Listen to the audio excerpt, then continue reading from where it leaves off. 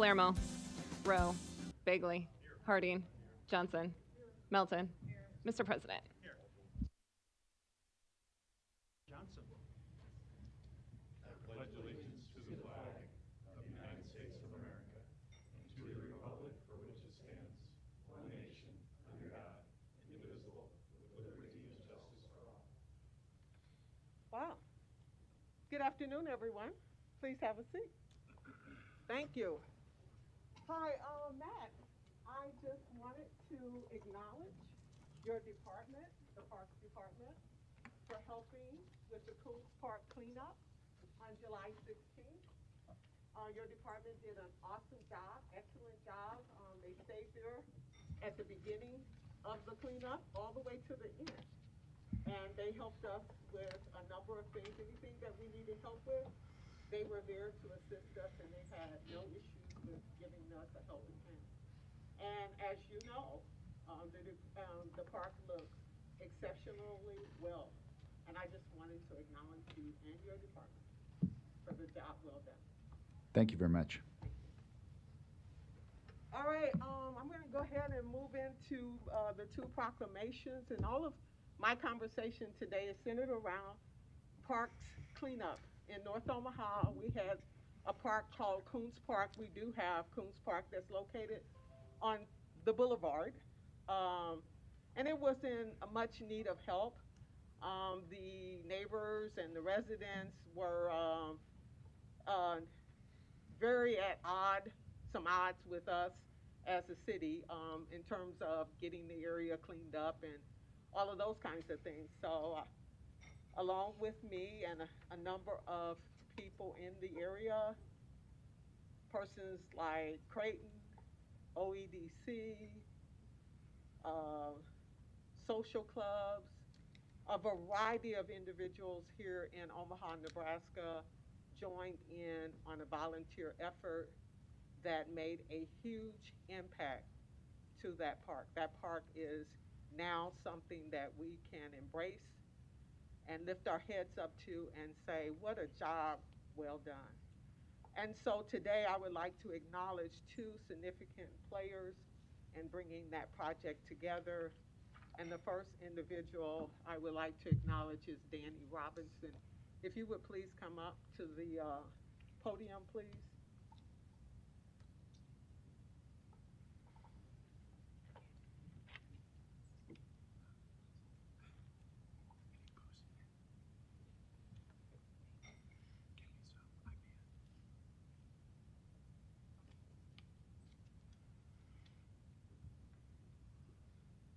This is honoring Danny Robinson, Los Diablos, whereas Danny Robinson provided the leadership and assembled the team and tools that contributed to the cleanup of Coons Park on July 16, 2022. And for 16 years, Danny Robinson has been a dedicated servant to residents of City of Omaha and to the members of Los Diablos as the national president. And the important work of Los Diablos under Danny's direction cannot be quantified in the economic benefits to the Omaha community or in the compassion experienced by so many served, but can only be measured by the tremendous gratitude we have for Danny's exceptional and selfless service. And whereas Danny Robinson truly exemplifies the noble endeavor to leave a place better than when found, and in doing so inspires all of us to do the same. Whereas residents of Omaha have recognized Danny for his legacy of caring and for the imprint he leaves upon our community. Therefore, we, the City of Omaha, do hereby proclaim Tuesday, August 2nd, 2022 as Danny Robinson Day. Danny, thank you for your teamwork. Thank you for exemplifying what leadership means. Thank you for being a servant leader in the Omaha community. Your efforts are very, very much notable. You're very welcome, ma'am. Thank you.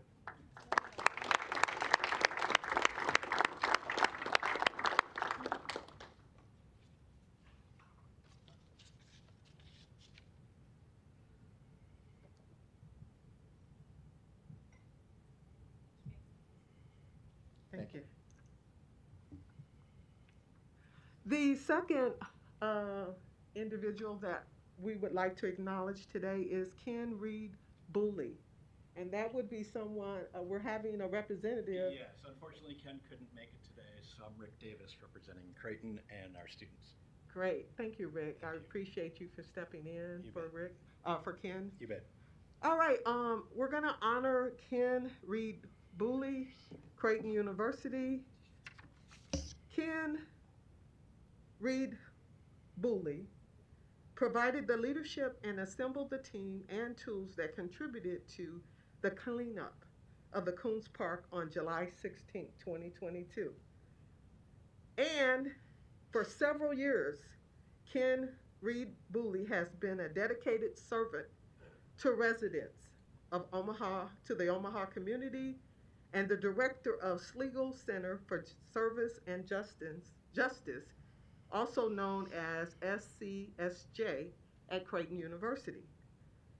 And whereas the important work of SCSJ under Ken's direction cannot be quantified in the economic benefit to the Omaha community or in the compassionate experience so many served, but can only be measured by the tremendous gratitude we have for Ken's exceptional and selfless service. And Ken Reed Booley truly exemplifies the noble endeavor to leave a place better than when found, and in doing so inspire all of us to do the same.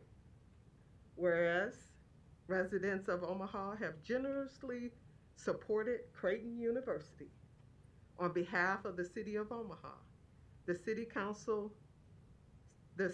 Council would like to recognize Ken for his legacy of caring and for the imprint he leaves upon our community. Therefore, we, the City Council of the City of Omaha, do hereby proclaim Tuesday, August 2nd, 2022, as Ken Reed Booley Day. Thank you very much. Appreciate it. Thank you. Thank you. Thank you on behalf of Ken and Creighton. Thank you for the students. Thank you for your participation on that day. Thank you for the students, bringing them in. You guys really showed us as a community what volunteerism looks like. And also you showed us what working together as a team really accomplish much. When we do it collectively and we get the job done. I agree. Appreciate your help. Thank you. I agree. We had a great time. Thank you. Thank you. Madam Clerk. An affidavit of publication is on file for the pre-council and city council meeting, and a current copy of the Open Meeting Act is posted in a white binder on the east wall of legislative chambers. Good afternoon and welcome to the Omaha City Council. We appreciate your attendance here today and your input on our many items we have on our agenda. I would encourage you to turn your cell phones off or at least turn them to vibrate. We do have one more presentation here this morning before we start our regular agenda, and that is to note the Blue Society of Omaha. And I'll read a proclamation on their behalf. I think we have some representatives here if you want to come to the podium, and then when I'm done, we'll give you a chance to talk about your event. And the proclamation reads like this. Whereas the Blue Society of Omaha was founded in 1998 to foster and nurture projects which promote the artistic appreciation of blues and jazz music, music education for underprivileged children, and enriching the community through activities promoting blues music. And whereas in 2001, the Blue Society of Omaha created Blues Ed, a nonprofit youth artist development program, which currently operates 4 youth bands and provides opportunities for young musicians to perform with other students. And whereas the Blue Society of Omaha, an all-volunteer nonprofit, produces and sponsors music events throughout the year, including the Market for Blues, Omaha's Blues Fest, is a sponsor for Playing with Fire, hosts an annual toy drive, and concert fundraiser for the children and families of the Pine Ridge Reservation, and produces charitable events for musicians in Omaha throughout the year. And whereas Saturday, August 6th, 2022, celebrates the 8th anniversary of In the Market for Blues and features more than 40 blues bands at 12 different venues throughout downtown Omaha for 14 hours of blues music. Now, therefore, be resolved that the City of Omaha officially designates Saturday, August 6th, 2022 as Blues Day in the City of Omaha. Congratulations.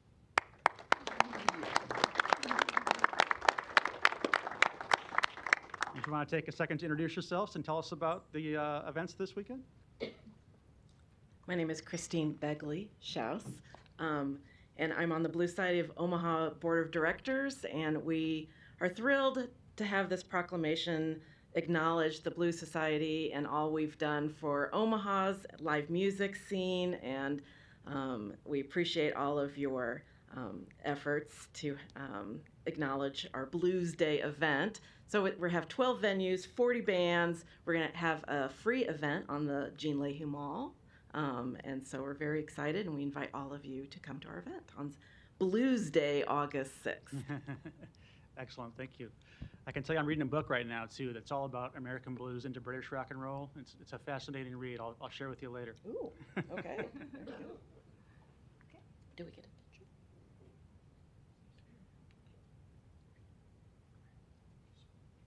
Thank you. Could you? Thank you. Yes, of course.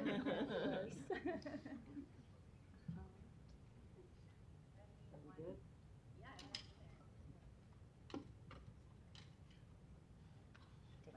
Thank you so much. Thank you so much.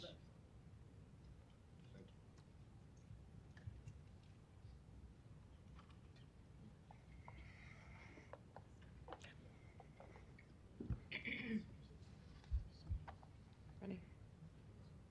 Item 6, a resolution to approve the preliminary plat for Menard Subdivision, Replat 6, located northwest of 205th Street, Cumberland Drive. Planning Board and Planning Department recommend approval. Public hearing and vote on number 6 is today. Proponents, please.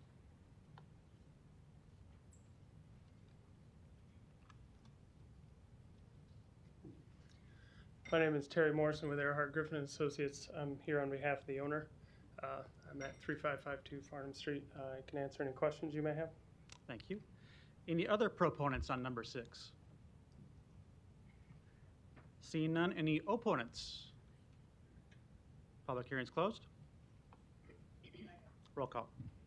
Palermo. Yes. Rowe. Bagley. Harding. Johnson. Melton. Mr. President. Yes. Item 6 is approved, 7-0. Item 7, a resolution to approve the preliminary plat for Regency Landing located northwest of 197th Avenue and Pacific Street with a request for waiver to Section 5384D lot frontage. Planning Board and Planning Department recommend approval. Public hearing and vote on number 7 is today. Proponents, please. Kyle Haase with the E&A Consulting Group, 10909 Mill Valley Road, representing the applicant. Make myself available for any questions that the council may have. Thank you. Thank you. Other proponents? Seeing none, any opponents? Public hearing is closed. Roll call. Palermo. Yes. Rowe. Bagley. Harding. Johnson. Melton.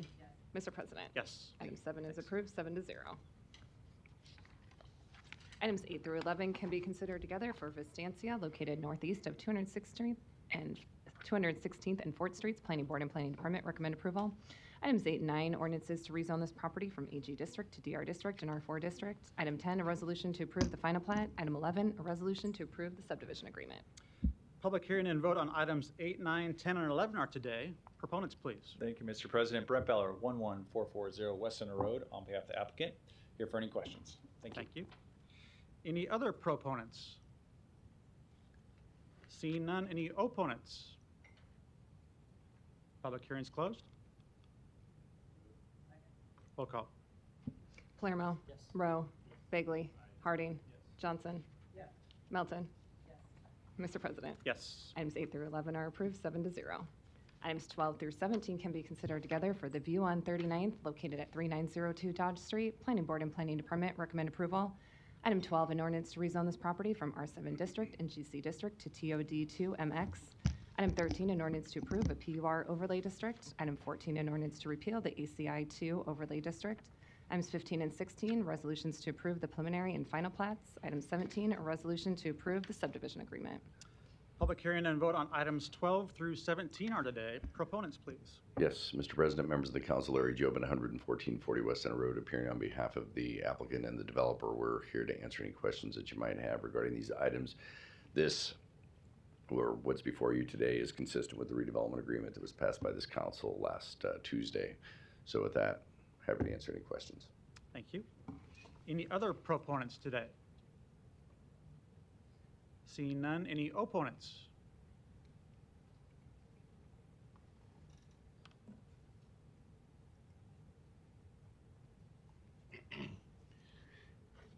Larry Storr, 5015 Lafayette Avenue, Omaha, 68132. I live not too far from that area, and I often wonder as I drove down Dodge Street that this is right on the hill above the nearby Blackstone area, not too far from one of the bus stops, but there's a lot of historical old big homes there. A couple of vacant lots that maybe need something, yes, but I wonder with the city's master plan how long it's going to be before we see TIF come up on this and larger multi-structured, multi-use things in an attempt to attract riders for the new monster buses. That plan doesn't seem to be succeeding very well yet. The most I've ever seen on one of those buses at any one time was 3 or 4 people, not necessarily students. I guess that's what you're shooting at along Dodge Street, probably, or downtown employees. But haven't had time to look at all the documents related to these 7 or 8 items. But there's not a lot of people living in those areas right now that are going to want to move into that place. So you're wanting to attract somebody. I doubt if it's going to be affordable to hardly anybody. So maybe you need to rethink it. But please don't destruct a lot of nice old buildings that might be refurbished for something to make Omaha once great again. That's what they want to do here. Then let's stop demolishing nice older big buildings. This is maybe a part of the old Gold Coast area, I'm not sure. But the cathedral's not too far from there, and Hamilton Street's not a great deal farther up the street, but a lot of nice homes there. Maybe a few apartment buildings that really don't need to be destructed for something new. Thank you. Thank you. Any other opponents today? Seeing none, public hearing's closed. Roll call. Palermo. Rowe. Bagley. Harding. Johnson. Melton. Mr. President. Yes. Motion passed 7-0. Item 18, an ordinance to approve a PUR overlay district located at 215 Cedar Street. Planning Board and Planning Department recommend approval. Public hearing and vote on number 18 is today. Proponents, please. Seeing none, any opponents? Public hearing is closed. Roll call. Palermo. Rowe. Bagley. Harding. Johnson. Melton. Mr. President. Yes. Item 18 is approved, 7-0. Item 19, to consider a liquor license addition application for the Firefighters Local 3885 located at 6005 Grover Street to add an outdoor area. A's communication from the Planning Department regarding a permit for the outdoor area. Public hearing and vote on number 19 is today. Proponents, please. John Glessinger, manager of the Firefighters Hall, 6005 Grover Street. Thank you. Just here to answer questions, right? Yes. Thank you. Any other proponents? Seeing none, any opponents? Public hearing's closed. Motion and a second. Roll call. Palermo. Rowe. Bagley. Harding. Oh, yes. Yes. So is there, who made the motion? Do you want to amend? Amend the motion subject to permits? Subject to permits, amending the motion. Thank you. Now roll call. Palermo. Rowe. Bagley. Harding. Johnson. Melton. Mr. President. Yes. Motion passed 7-0. Thanks.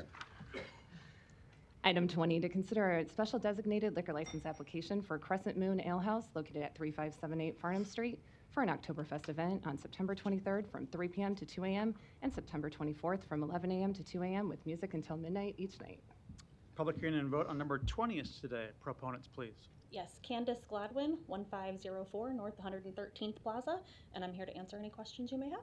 Thank you. Amy Kruger, 2727 South 41st Street. Thank you. Any other proponents today? Seeing none, any opponents? Public hearing's closed. Mr. Begley, you're recognized. Thanks, Mr. President. Candace, good afternoon. Thanks for coming down today. I want to steal a play from my good friend Councilman Palermo. The floor is yours for a public infomercial for the Great Oktoberfest that I had a blast at last year. Oh, well, good. So if you want to just give a brief description of what goes on there, we would love to hear it. Yeah, it's a 2-day event on 36th and Farnham in our back lot, and then a small portion of 36th Street. This will be the 21st annual that we have put on. Personally, my 10th that I have hosted and put on myself. But we will have a lot of German beer, probably about 15 different varieties. We have live polka music. We have 2 bands this year, both each night. And yeah, it's usually a really great time. Well, I appreciate you giving that description, and I can tell you, as an Irishman that loves Irish music on St. Patrick's Day and maybe a few days beyond that, that German music was, I had a blast up there, so awesome. I look forward to seeing you guys again and wish you the best of luck. Awesome, Thanks thank you for so coming much. down today. Thanks. Thanks. And a motion to approve, please. I don't want to forget to do that. There's a motion and a second. Roll call. Palermo. Yes. Rowe. Bagley. Harding. Johnson. Melton. Mr. President. Yes. Item 20 is approved, 7-0. Item 21, to consider special designated liquor license applications for Dundee Days on Underwood Avenue from 49th Street to 51st Street on August 20th from 7 a.m. to midnight with music until midnight. Public hearing and vote on number 21 is today. I'm going to call for proponents. I happen to know that the proponents are on their way down here as we speak, but I did speak with them in advance, and I think we're all familiar with this event. We also have the neighborhood president here in case he wants to address the event. If you want to speak as a proponent, go ahead. John Ashford, 664 North 56th Street, Omaha, Nebraska. I am the president of the Dundee Memorial Park Association. Dundee Days has been going on since 1992. It used to be days. Now we have consolidated it to one day in recent years. Goes on till 11 o'clock at night with the music. A great lineup again this year. Very well attended, very family friendly. We have a 5K run, the Pancake Man, tons of vendors. We had to turn vendors away this year. A lot of enthusiasm from the community, and we try to do things in a very respectful way to the neighborhood. Lots of volunteers for cleanup, and management has been really great with the secured-in beer tent area, and we just encourage everybody to come out. It's a blast, and as my first year as president of the neighborhood association, we're hoping for it to be a success yet again this year, but we've worked really hard on it. We're counting on you. Thank you.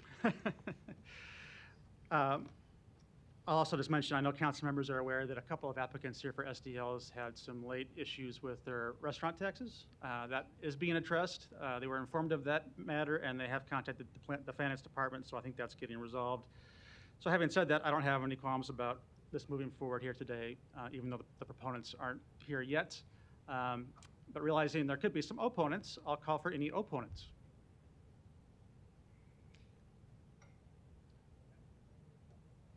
Hi there. Are you here for Dundee Days? I am for 21. Okay, just in time. I'm going to close public hearing, but I'll recognize you. Would you like to speak? I'm a little out of breath. We're here for Dundee Days. Okay, your name and address? My name is Lori Smeichel. My business address is 614 North 50th Street. We want to do our music till midnight.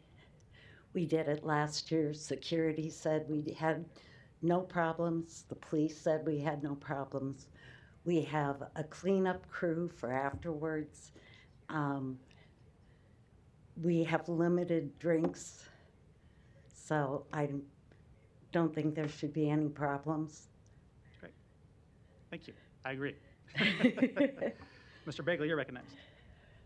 Mr. President. This is an event I've also gone to from time to time over the years, and I would strongly consider you, I would strongly recommend that you ask the council president to bring his drums up and do a little cameo, but that's just for the record.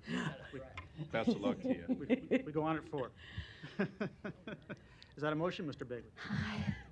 All right. then I'm I'll sorry, I'm out of breath. Then I'll second that. Roll call, please. Palermo.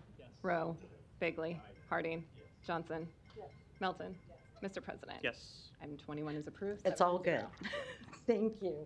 Consent agenda. Any member of the city council may cause any item placed on the consent agenda to be removed. Items removed from the consent agenda shall be taken up by the city council immediately following the consent agenda in the order in which they were removed, unless otherwise provided by the city council rules of order. The public hearing on agenda item number 22 is held on June 28th. We're going to start with that particular item because I think there may be some questions left over from this morning on that topic.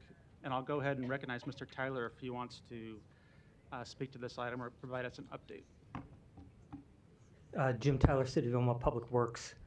We were able to contact the correct person with the company between this morning and the start of this meeting. They're in the process of filling out the CC1 form right now. So it's not complete, but they're in the process of filling out the form right now. Okay, but we do not have it yet, is that correct? That is correct. We do not have the form. He said that there's some information that may be needed till tomorrow to be completed. Okay. And then we can ask Law the same question, or anyone else, if Mr. Kuhn wants to speak, he may too. But based on that information, this should not be approved today. Would that be the interpretation of the Law Department? Matt Kuzi, Law Department. Without the CC1, I don't think it's appropriate to move forward with approving this today. Okay. So, Mr. Tyler, one more question then. Either this gets placed on file or it gets laid over. Your preference?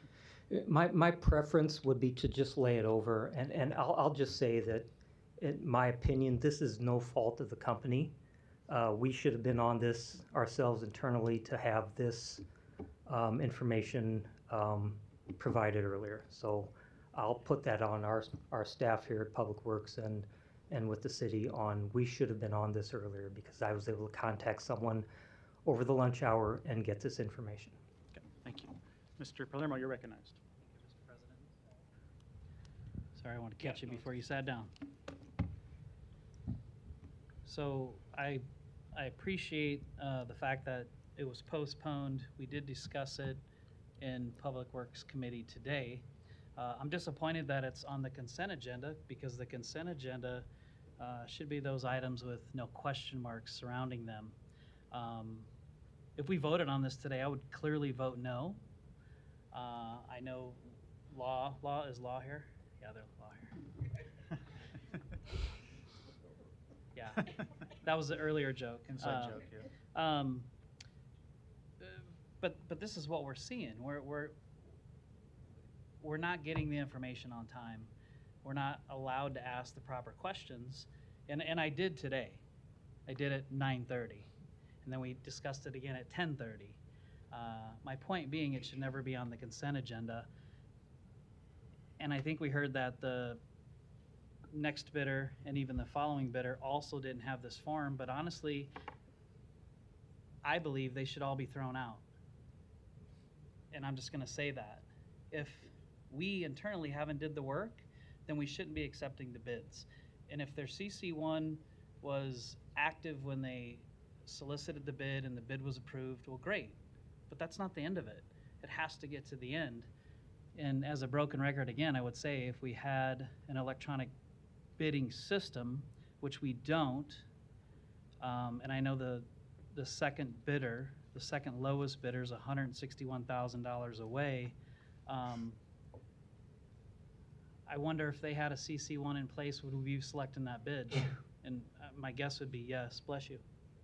And it's disappointing because this isn't the way things should be presented to us. We should never be discussing these big ticket items on the day of, or especially here at 2 o'clock. This should have been pulled instantly once they knew that CC1 wasn't there. I'm gonna start calling these things out until people start doing their jobs. Thank you. Thank you. Mr. Harding, you're recognized. Jim, I'll just ask you, So when we discussed this earlier, it's my understanding that at the time of bid submittal, at the time of opening, the CC1 was still active.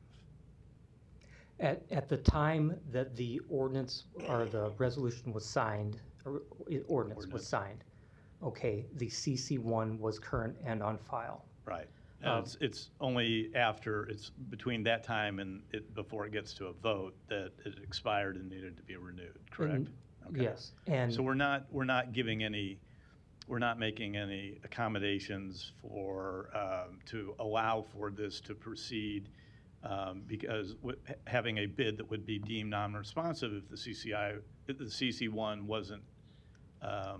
wasn't active, if you will, at the time of opening of the bid. You're correct. It was deemed to be a responsive bid, and it had all documents included at the time that the ordinance was prepared for council. And I don't disagree with what Councilmember Palermo was saying about, we need to make sure that we have those items updated as someone probably could have been aware that at the time of award, it was still in place, but that the expiration date was coming up on it. So I appreciate you falling on the sword for that. But I wanted to make sure that we're not making any special accommodations for what would be deemed to be a non-responsive bid if there was not a CC1 in place at the time of opening or award. No, and I'll just say again, the phone calls that I made this over my lunch hour today, they should have happened a month ago, and we should have been making those calls to Clean Harbors that I made. So this should have never been an issue in front of council, and I apologize it got to that point. Okay, thanks, Jim. Thank you. Ms. Johnson, you're recognized. This is just public information that I like to share about the electronic bidding system that I was introduced to as it relates to this body over a year ago, before I became city council. I sat as a constituent in this room, looking at a bid that went on for about 30 minutes to an hour. It was about Blue Cross Blue Shield bid being kicked out because they did not attach a check to their bid. And this body allowed that bid to be kicked out. And we cited that because we didn't have all of our ducks in a row, that the bid was okay to be rejected.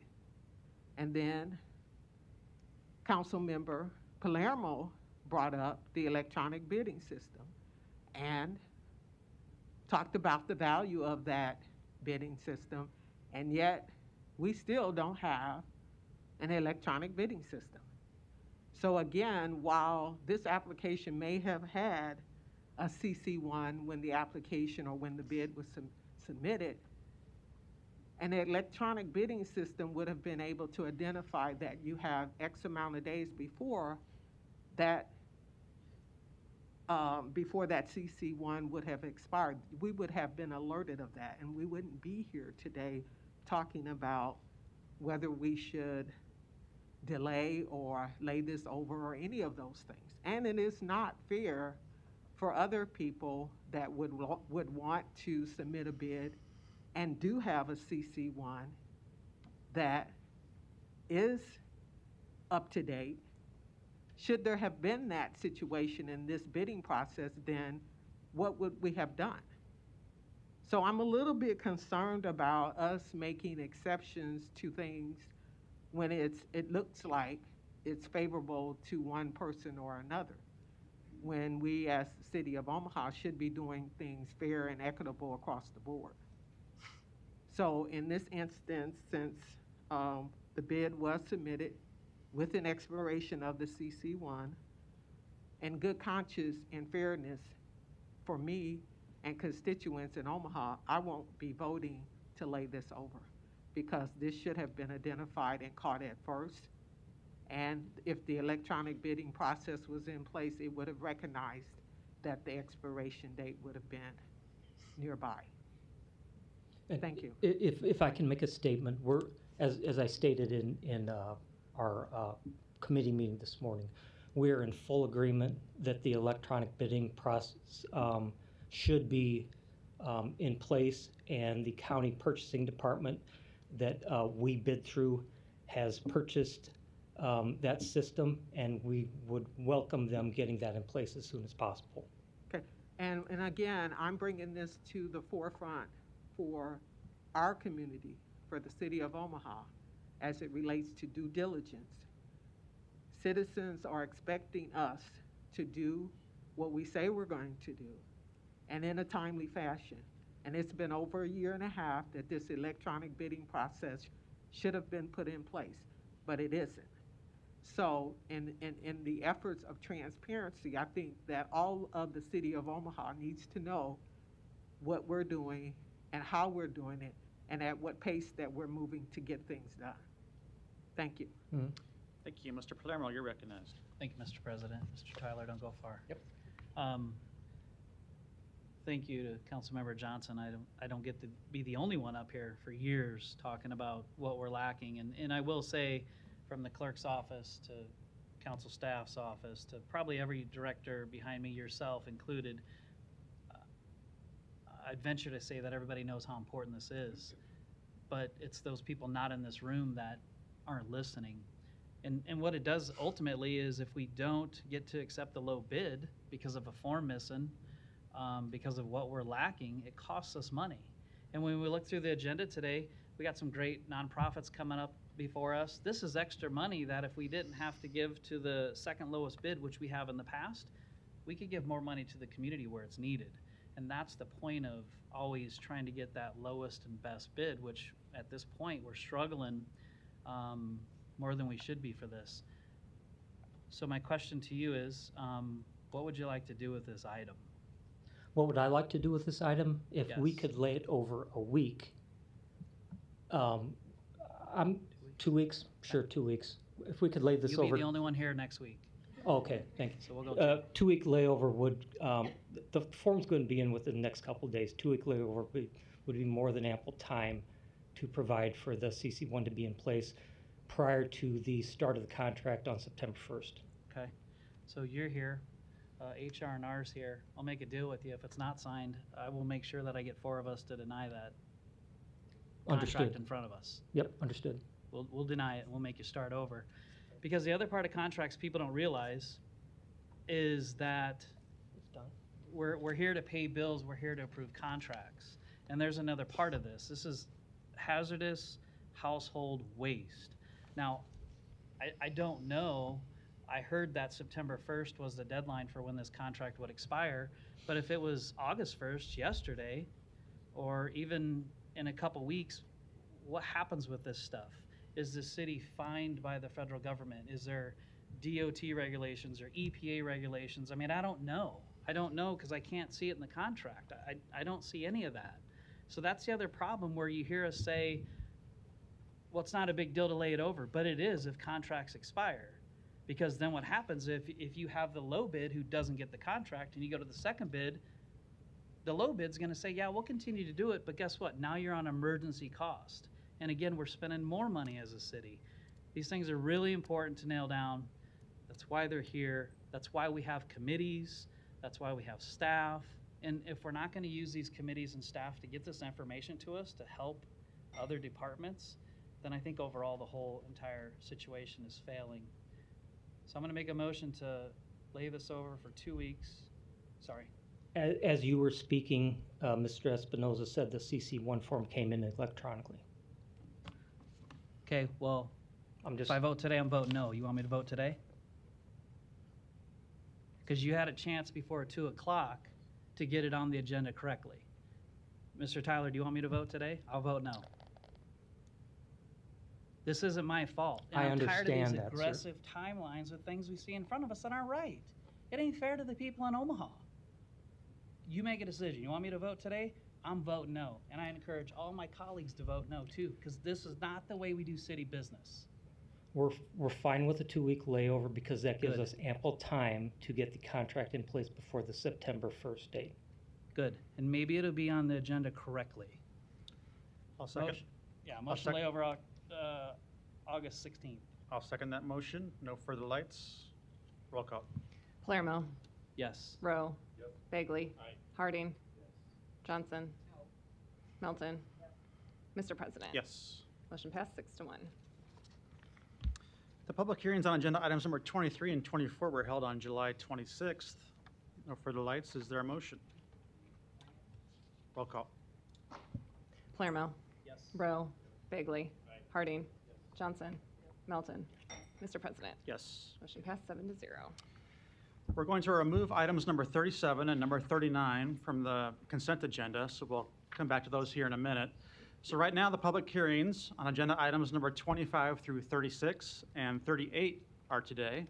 If you wish to address the City Council regarding these items, please come to the microphone, indicate the agenda item number you wish to address, identify yourself by name, address, and who you represent, and if you are a proponent or an opponent.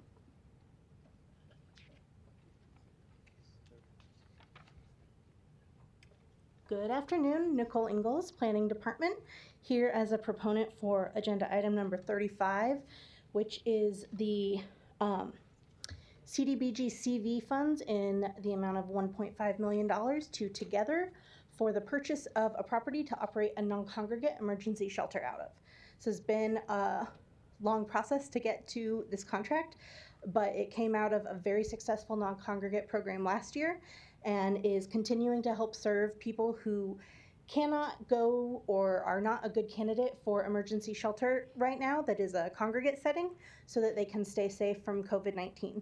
It's also a fabulous cooperative effort with a lot of this funding coming from Front Porch and their donors, and we're also working on leveraging that funding further by applying for FEMA funds to reimburse operations. Thank you. Great, thank you. Any other testifiers on these items?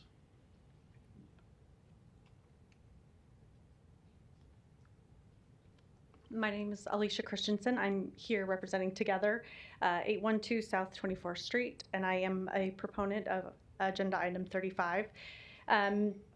Similarly to what was just said, that I am here to support this $1.5 million grant that Together, in partnership with the City of Omaha, local philanthropic partners, Front Porch Investments, and other area organizations have established this non-congregate temporary emergency housing to address the needs of those 65 and older with medical vulnerabilities who are experiencing homelessness.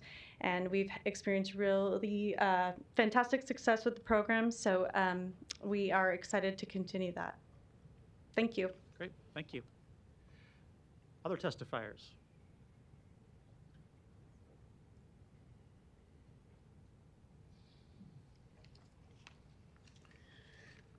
Larry Store, 5015 Lafayette Avenue, Omaha, 68132. Now, according to the rules, can I talk about more than one item? Yes, just tell us which item numbers you're talking to. I'd like to start off then with, I'm against 30 to 33, 34 to 36, specifically number 35. This doesn't show an address, but if I'm correct, I think it's the old Leavenworth Cafe, which hasn't been vacant all that long and remodeled, rebuilt rather quickly. I believe Together had some offices back behind there, but I think it was awful fast and convenient for them to acquire that building. So I'm against it. 34 to 36. I guess there's grant money involved or federal money involved in 34 and 36 for lead removal. But I look at the price on that and I think, my God, you can build those people a new house for that. Why would you spend money remodeling, removing lead? I guess in the yard and the house probably, but that sounds kind of ridiculous. Why don't we put them up in a new apartment or a new house? Some of these new affordable housing units that we're putting up. So kind of think about the budget. Yeah, you might have to move somebody, but they obviously can't live in it while you're abating the lead. Okay, I guess I have to come back for 37 and 39. Okay. Yes. Any other testifiers on these items? Seeing none, public hearings are closed. Mr. Bagley, you're recognized. Thanks, Mr. President. I just wanted to thank the folks from Together for coming down today and all the work that you do in our community and dealing with homelessness and other issues. Hunger, COVID ruined a lot of things for people, and as people get back on their feet, I know this is a good step. And the good work that I've seen you guys do, I appreciate it. So please share that with everybody at Together and give them my best, and thanks for the work you do. Thank you. Thank you. How about a motion? I'll second. Roll call. Palermo. Yes. Rowe. Bagley. Harding. Johnson. Melton. Mr. President. Yes. Motion passed 7-0. Item 37, a resolution to approve the agreement with the African American Empowerment Network, Inc. in the amount of $400,000 for partial funding of its Step Up Omaha Job Training and Work Experience Program. Public hearing and vote on number 37 is today. I took this one off consent agenda to give the Empowerment Network a chance to come and address this topic and the Step Up partners he has with him here today. Mr. Barney, the floor is yours.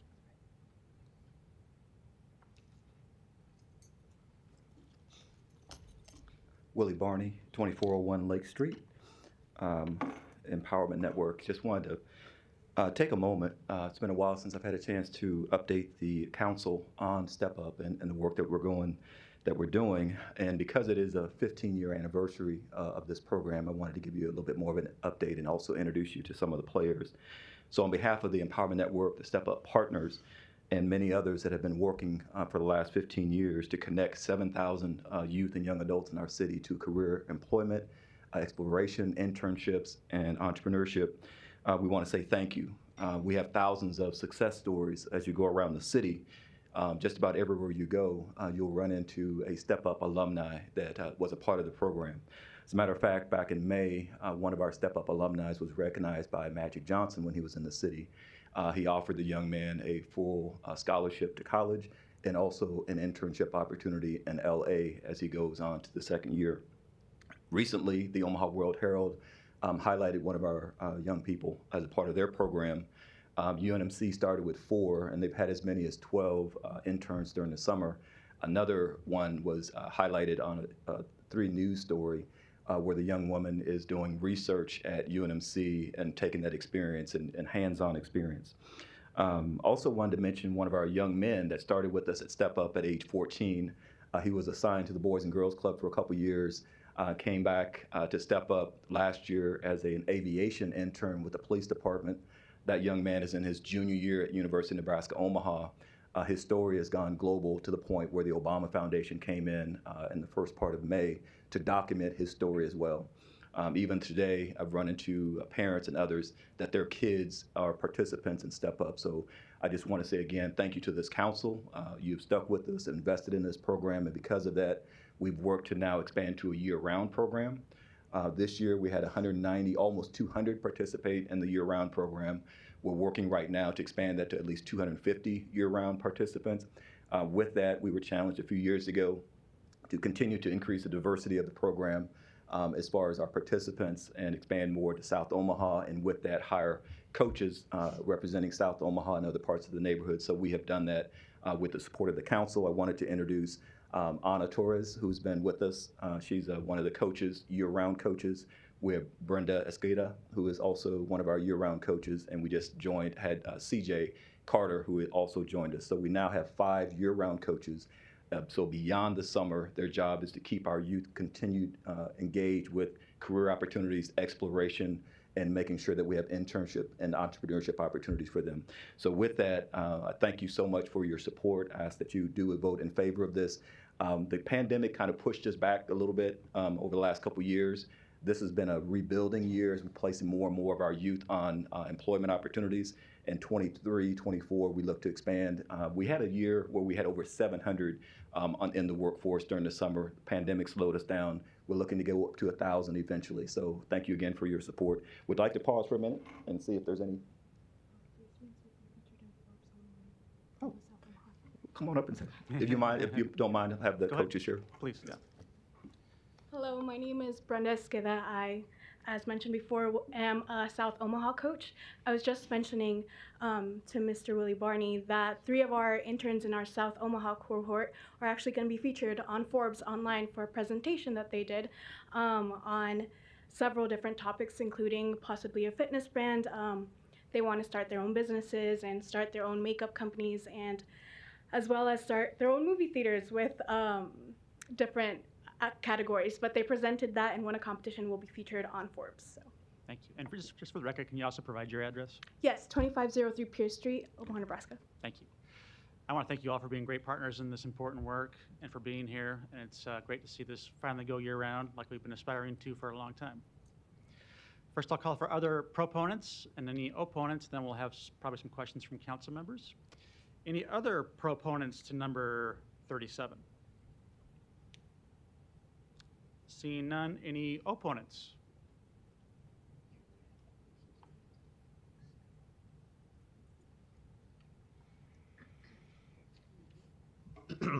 Larry Storr, 5015 Lafayette Avenue, Omaha, 68132. I'm not entirely opposed to assistance for any of the youth. What I am opposed to in this item is the wording. I think it's time to stop using the words like African American. I see we do have mention of South Omaha also, although I didn't hear the word Spanish. But what about the disadvantaged white Anglo-Saxon Protestant youth? I didn't hear anything about them. And is this not a duplication of other efforts by other bodies around Omaha and the state of Nebraska, such as the Job Service, that Bree New Complex up there in North Omaha by Ames Avenue and south of Ames Avenue and west of the Boulevard? All that is for employment training and special programs for disadvantaged youth. But there are disadvantaged white Anglo-Saxon Protestants, so we probably ought to have another category or strike the words and just make it American Youth Empowerment Network. It's time to stop this creeping into everything we have nowadays of these critical race theory tenets. The words, pitting us against each other. Don't deny it because it's all over the country and everybody writes about it. Thank you. Any other opponents to number 37? See none, public hearing is closed. Ms. Johnson, you're recognized. Thank you, Mr. President. Mr. Barney, if you could come up for a few minutes.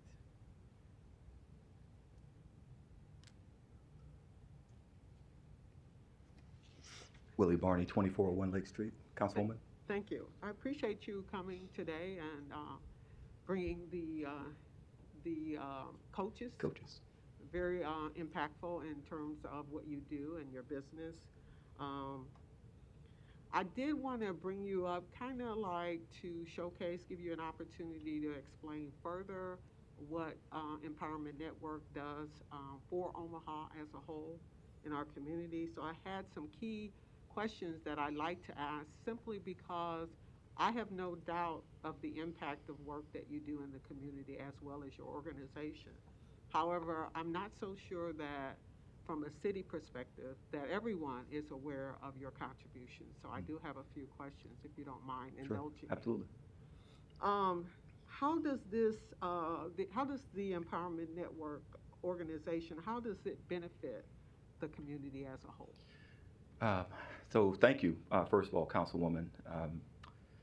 In May, we celebrated 15 years of work, and much of that work has been done in conjunction with the City of Omaha and others.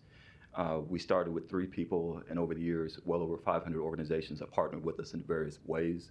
The Step Up program is by far the largest program. As I mentioned, 7,000 youth across the city of all races have had opportunities to get explored, introduced to careers and opportunities, and we have expanded now to where they're learning drones and starting businesses and construction and OSHA certifications. And we have young men and young women that are getting certified in drones at the age of 14, 15, 16 years old. So that is one program. With this council, the North Omaha Village revitalization plan was approved years ago to bring attention back to 24th and Lake with some of your work and other work with OEDC and many other players. 24th Street now has a lot more attention than it did 15 years ago. You're seeing millions of dollars now come back into that area. Even as recent as, 3 months ago, the council approved the next plan for that area, Carmen Tapio's development, Fabric Lab, on down the list. There's a lot of development. The Empowerment Network didn't do all of that, but a part of a catalyst to help bring attention to the area. Along with that, health initiatives and others. So I won't go all deep into it, but we are really excited about where we are and the opportunities. The other one I will mention, because again, the city of Omaha, the mayor's office, Mayor Stothert, Chief Smotter, and others working collectively. If you look across the country right now, a lot of the major cities of our size are seeing spikes, all-time highs in homicides and gun violence. Many of them are now coming to Omaha to learn how we have worked together collectively to reduce gun violence. We still have work to do, but there's been a 74% reduction since the time that we started working with the city. Wow. All right, does the Step Up program participate with any volunteer efforts? And if yes, about how many times a year? Yeah, so with the pandemic, we backed off some of it, but prior to the pandemic, one of our goals, I like the work that you were doing with the parks. We used to have, on an annual basis with the city, a parks initiative over the holiday, 4th of July holiday. And so the groups would be assigned which park that they would go and help clean up. So we would love to work with you in 2023 and look at how do we bring that back now that we're able to get out more with the pandemic. In addition to that, one of the things that we typically would do is have the youth, as far as Step Up, review the city budget, and a part of their civic engagement responsibility is not to just receive, but to give back. So they give back ideas and recommendations to the city council, to others, as far as improvements they would like to see in their own community, and we always encourage them to be involved civically, voting and everything else. And lastly, since you are the leader, and very young individuals are very impressionable, I'm going to ask this question. What are some characteristics that you've identified that a good leader would have? Can you name a few of those for me, please? Yeah, absolutely. I think leading by example, servant leadership, as I mentioned before, giving back, not just being on the receiving end. So I'm encouraged when I see our young people starting businesses, like a young man that you and I had a chance to work with, 17-year-old. His goal is to not only create a business, but hire. So he's created, a young man, 17 years old, on Ames Street, has created 15 jobs for other young people in his own community. That is a big part of giving back. I think now, as we focus even more attention on economic development, home ownership, business ownership, to see our young people rise up and give back to their community through entrepreneurship is one of the most rewarding things. So servant leadership, innovation, and creativity is some of the things that we really encourage. Thank you. Thank you. So without further ado, I'm going to go ahead and completely, I fully support this initiative, and I'll move to accept this motion. Thank you for your support. Thank you for your support. Motion and a second. Ms. Melton, you're recognized. Thank you. And thank you, Mr. Barney, and you're right. 9 years we've been working, and I have to say with COVID, I really had missed that getting together every year. I think it was right around December, beginning in December. Yes. Are we going to bring that, the group collaborative? I know you've done the Zoom, yes, which is great. Yep. But when you do that annual event where all of the different groups who collaborate with the Empowerment Network, and we see the graphs, and we see, where you started, where we are now, and then each year, the different changes. And then it also is, where do we need to focus? Maybe where have some of the stats changed, and we need to turn our focus. And I think we kind of saw that with the South Omaha. Wow, this is working great, kind of on one side of the city. We need to make sure we're trying to expand it. And I don't know that people understand the impact that your group, that the Empowerment Network has had, not just on North Omaha, South Omaha, but collectively for the entire city. And so I really enjoy that annual event when you can see the collaboration amongst everybody. When you look at the successes, maybe look at the weaknesses, and then always try and figure out what can we do better next year, what's been working that we can add to and improve. And I have to say, over the 9 years, nothing less than impressed with everything that you've done, with the challenges you've especially faced the last 2 years but still kept going to make sure that the kids weren't left behind when everything else was shutting down. I know you still did Zoom workshops. There were kids that maybe couldn't get out, but you were still trying to make sure they knew you cared, you were connecting with them so that they had a place and they knew that you cared and you were going to try and help move them forward. And I think that's the most important thing that you've done, especially during the COVID times. This money, in my opinion, is probably one of the biggest investments that we make in our community is with the Step Up program and with the work that you have done. And there's been a direct correlation in crime. So we've reduced the number of victims that we've had. And you literally have made this city a city that other cities look to. Look what Omaha is doing. How do we repeat what they're doing? So I appreciate all the work you've done. I've really enjoyed watching this grow, and I would like to see this program grow. And by the way, I think I've always seen from you, you'll help any kid. Absolutely. That needs the help. And that's what I've seen from you and your entire organization. Okay. So I want to thank you, and it's been moved and seconded, but I just wanted you to know how much we appreciate that and how much you benefit the entire city.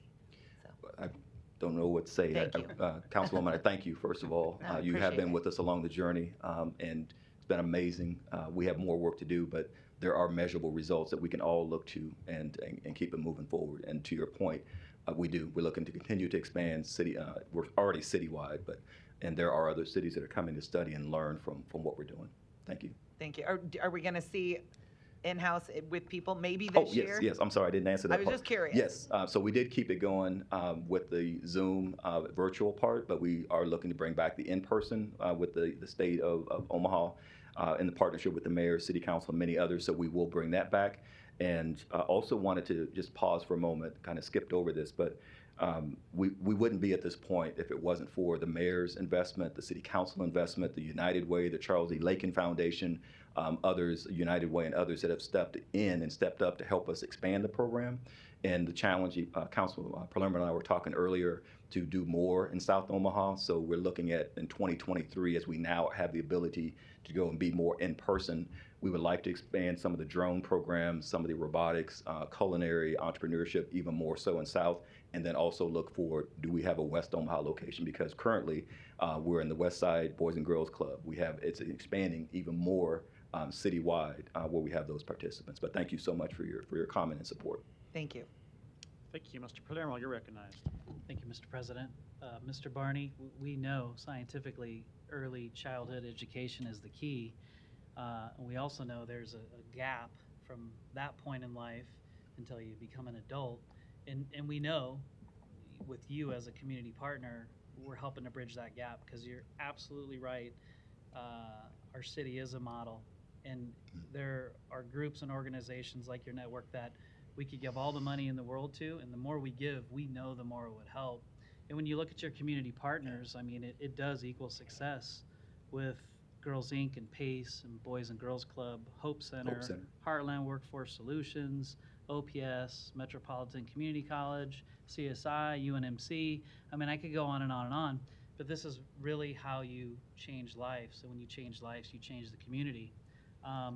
So I applaud you for sticking with it. I mean, COVID was rough, and especially rough when it comes to helping kids that really need it. One thing I want to ask you, though, because I know we spoke about it before, and you're right, I'm always pushing for District 4, South Omaha included. We have problems that we need to address, and we're always working on them. There was a part of this where it was the skilled jobs, training, some of them union jobs, because if you follow along on the agenda, a large part of our agenda is development and building, and that's all within the city of Omaha. And we know we have a large group every single year. Like we have an assembly line with all the high schools we have in the community that cross the stage, and these are kids that we want to make sure we're grabbing hold of to build this community, within our community. So are you still working with that program? So give me a little update on it. No, thank you for the question, Councilman.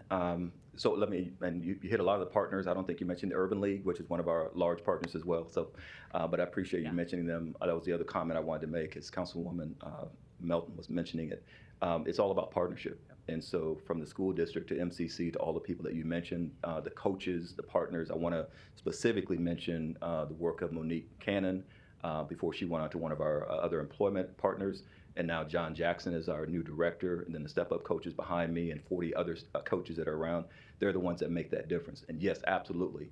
As you challenged us a few years ago, we were starting to already get into some of the trade work, but now working with MCC, we've expanded that where our young people are getting applied technology, they're getting construction, OSHA certifications, and other work that they're getting exposed to. So last year we had a little bit more of an expansive program, but again, with COVID, we're making that transition. So I believe next year we'll be able to expand the trades even more, anywhere from health to criminal justice work. But this year they did robotics, applied technology, drones, and construction with MCC. Yeah, appreciate that. The money's in the construction. College these days don't always equal success. And the one thing we have in Omaha over others is a lot of construction. So keep pushing that. Totally in support of what you're doing. Thank you. Thank you. Thank you. No further lights. There's a motion and a second to approve. Roll call. Palermo. Rowe. Bagley. Harding. Johnson. Melton. Mr. President. Yes. Item 37 is approved, 7-0. Item 39, a resolution that the City of Omaha engage the National League of Cities Race Equity and Leadership Team pursuant to the agreement for consultant services in an amount up to $131,725. Public hearing and vote on number 39 is today. We've asked Keith Station from the mayor's office to come down and give a brief presentation on this item, and I know we have the city's internal diversity committee here with us today too. Thank you, Mr. President. Members of the City Council, good afternoon. Keith Station, Mayor's Office, Deputy Chief of Staff, 1819 Farnham. Happy to stand before you today. I'm joined by the Chair of the Mayor's City Employee Diversity and Inclusion Group, Christian Espinosa, as well as the Vice Chair, Bridget Hadley, and our Secretary, Sarah Laratoni, your Secretary also, and also members of our board. I get the pleasure of being able to be immersed in the work all day, every day, and some of our committee members don't as often, but their contributions are invaluable, and we appreciate it very much. So thank you to my fellow board members. I'd like to thank Mayor Stother for creating this special leadership platform for us. This work is supported by her and certainly by you all. I appreciated your time to hear about this initiative with the National League of Cities and to discover and explore what we can do together. I'd also like to thank all the city department directors for their support. They've all agreed to join us in this work, and it's necessary and needed. Diversity and inclusion experts say that you won't be effective if you don't have buy-in from the top, and we certainly have that from the mayor and from our department directors. We appreciate that. Diversity and inclusion should be a business imperative, and it's also the right thing to do. And the good news is that we don't have to choose. We can do both, and we should, and we must. The city's mission, the City of Omaha's mission, is to provide quality service and leadership that maximizes resources and responds to our community's present and future needs. And this work will help us to do that day in and day out. During the course of this last year, we've done a few things. We've signed on to support the Greater Omaha Chamber's Code Initiative, CEO Pledge, and Employer Coalition. We've surveyed city employees to gauge their interest and gain feedback regarding the development of employee resource groups, or ERGs. We've completed training courses together, such as the Racial Equity Institute Phase 1 training. We've collaborated with Douglas County in some of the juvenile justice work, health equity initiatives, and with my counterpart, Marissa Hatab at Douglas County. Marissa and I have contemplated that given the county's number of employees and the city's number of employees, we stand to affect some 5,000 plus people that work in the public sector in the interest of expanding diversity and inclusion in this community. There are 6 of the many boards and commissions that touch diversity, equity, and inclusion. There is this board, the Mayor's Diversity, Equity, City Employee Diversity, Equity, and Inclusion Advisory Board. There's the Mayor's Community Member Diversity, Equity, and Inclusion Advisory Board. There's the Mayor's LGBTQ Plus Advisory Board, the Mayor's Native American Advisory Board, and the Mayor's Commission for Citizens with Disabilities. Also, the city's Human Rights and Relations Board of Directors.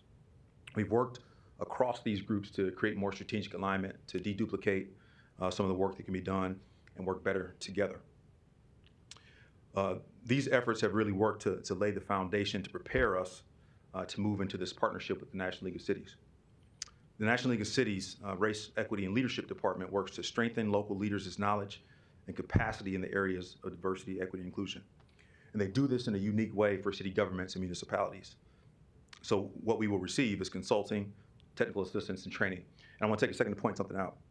So while racial equity is centered in the work, it's important to note that we chose their scope of services because it's so comprehensive. It won't just be about race. It'll also address ability and age, gender identity, and the intersections of all those things. We want to build that into the culture of how we do business in the city. And so I want to be clear there. The training that they will offer will help us to build on the great work that our partners at Inclusive Communities have done with the fire department, with Omaha Fire Department. They've worked with the fire service to customize a fire service specific curriculum and training for all firefighters and leadership. And we look forward to continuing to work with them should you approve this agreement. Now you're probably thinking, Keith, this sounds good, but how will we know when it takes, if the work has been effective? And to that, I'll say we'll know when our surveys and assessment results help us to generate a useful feedback loop for directors and managers about the needs of city employees. We'll know when we have successfully stood up more employee resource groups that promote belonging and allyship for marginalized groups in the city, in the city's workforce, and in the community. We'll know when our hiring trends begin to skew toward reflecting citywide population parity. Right now they don't, and that's difficult to do, but we can work incrementally to make sure that we do that. We'll know when individuals leave employment at the city that when they cite reasons that they had an offer they couldn't refuse. I'm looking at my colleague, Troy Anderson, who has days left. That'll be the reason versus that they felt that they could not thrive working for a manager or working on a team or in a role they were in. And we'll know that we made a difference when we have a more inclusive process for promoting and onboarding people onto the many city boards and commissions that exist. And so we'll do work there. This partnership with the NLC, with the National League of Cities, will allow us to invest in our workforce and provide them with the tools needed to do what we've asked of them. And again, our mission statement that we ask of all city employees is to respond to our community's present and future needs. This work will help us to do that, to equip city employees to do that. And the partnership will help us to do it at scale for the 3,300 plus city employees. And to put it into perspective, the amount that we're seeking approval for today averages to be about $39 or $40 per employee. And certainly our workforce is worth that, such an investment. So as I prepare to step aside for some brief remarks from our chair and vice chair, I'd like to take a second to thank the people and organizations that have lent their support, that have been proponents and have cheered us on. They've invited us to share space and to collaborate internally as well as externally into the community. We can't thank you enough. Your support means everything. I'll turn it over to Christian, and I'll be happy to answer any questions you may have. Thank you. Christian. Christian Espinosa, Human Rights and Relations. I would like to, first of all, to thank the mayor for her efforts to make this possible. And I also want to thank the City Council members for your support in this endeavor. I highly appreciate your support. I also want to thank every member of the Mayor Diversity, Equity and Inclusion Advisory Board that are here present today. Without them, this is not going to be possible. We've been working very hard for the last 2 years to have something substantial for the mayor and for the City Council. I would like to emphasize something. This training is a very good tool to address inequity and to assess where we are and how can we move forward from now. In addition to that, this tool will help the city to recruit more diverse workforce. It's something that we need, and it's something that we should be forward on that.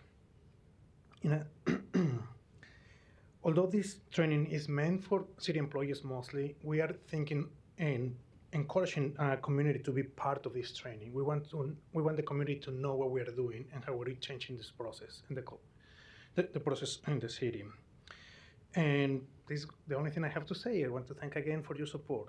And now I'll pass the word to Richard. Thank you. Good afternoon, Bridget Hadley, City Planning. I also want to thank the mayor and you, the City Council, for supporting our efforts and vision of the employees through this board and the opportunity to address real issues that face our country, the state, and the city. This contract will allow the City of Omaha to embark upon this journey for a better and more inclusive workforce.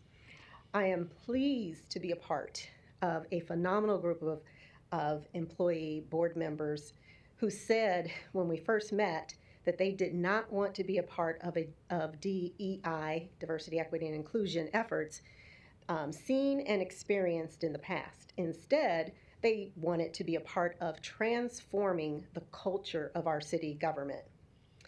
And we are on that journey.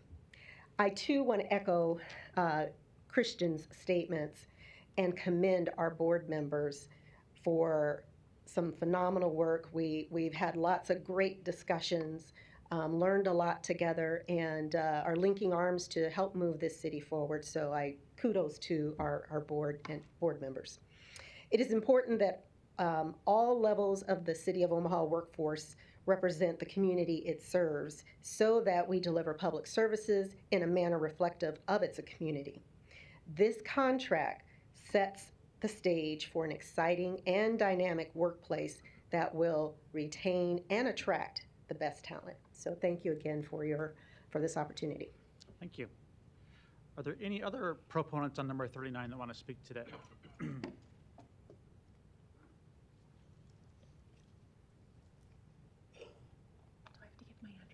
Sorry, Sarah Laura-Tony, City Council, Secretary to City Council.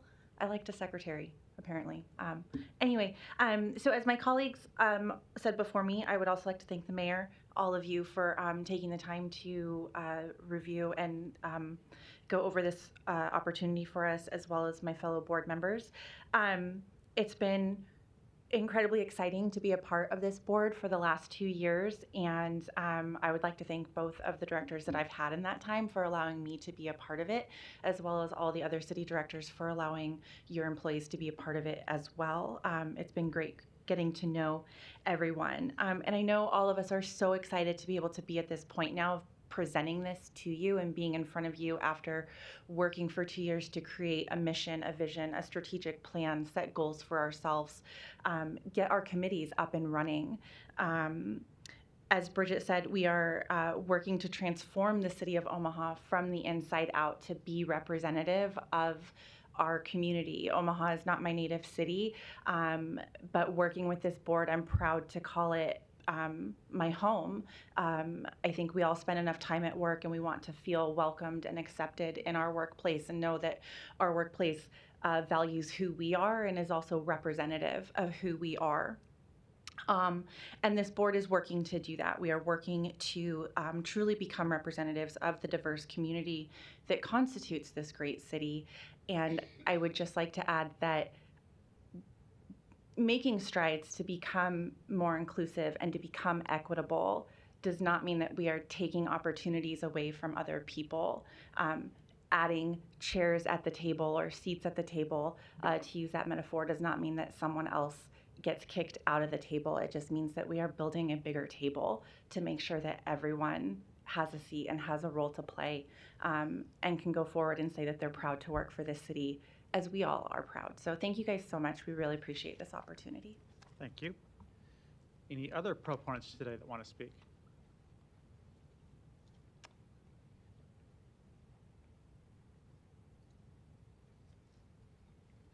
Willie Barney, 2401 Lake Street. I just wanted to stand in support of the work that is going on with this committee under the leadership of Keith Station. We have, over the last few years, convened about 80 diversity, equity, inclusion leaders around the city, and Keith has been one of the main players.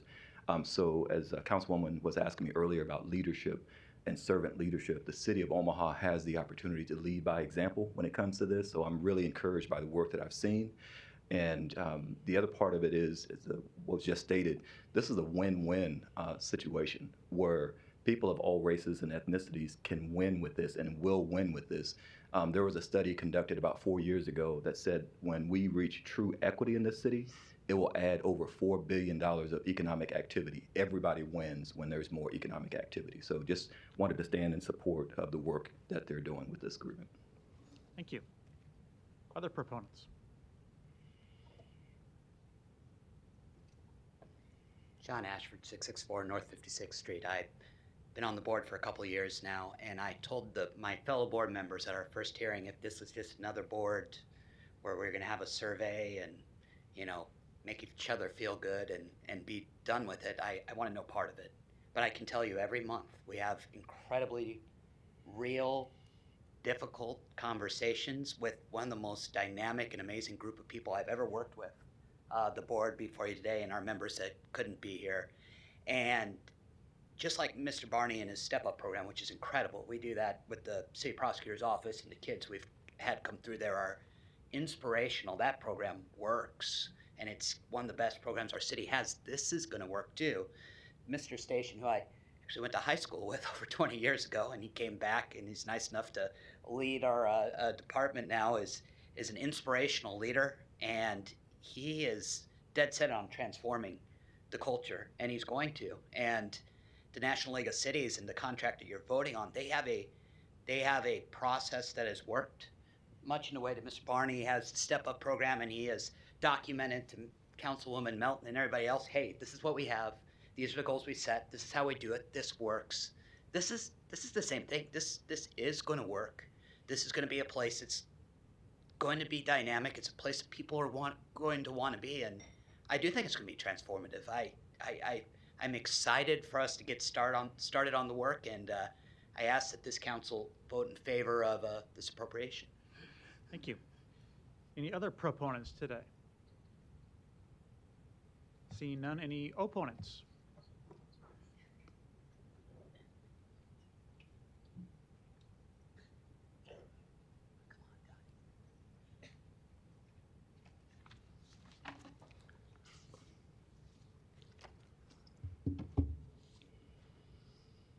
Donnie Johnson, 4928 North 52nd Street, the Johnson Equestrian Foundation, and North Omaha Concerns Citizen Foundation. I'm not really here to oppose these young folks in their program and Mrs. Hadley program in the planning department, but my biggest problem with some of them is that they're not including the Peace Corps. For instance, we're so far behind here when all those Red Angus the state of Nebraska. As a member of the Omaha Chamber of Commerce, the first thing they do is take you to the Blackstone Hotel and give you an Angus rare steak. So we're still trying to figure out if we send some folks over into where western Nebraska took all those cows before we put our red Angus steak into our Italiano pasta, we didn't even get the sample. So, Mr. Johnson, this is about a consulting contract. Yeah, with yeah, League yeah, of I Cities, understand. right? I'll Okay. get to your point, Mr. Frederickson. I hope so. And here's the problem. As these programs that we're looking at, we want the Peace Corps to be involved with all these other programs that you're introducing.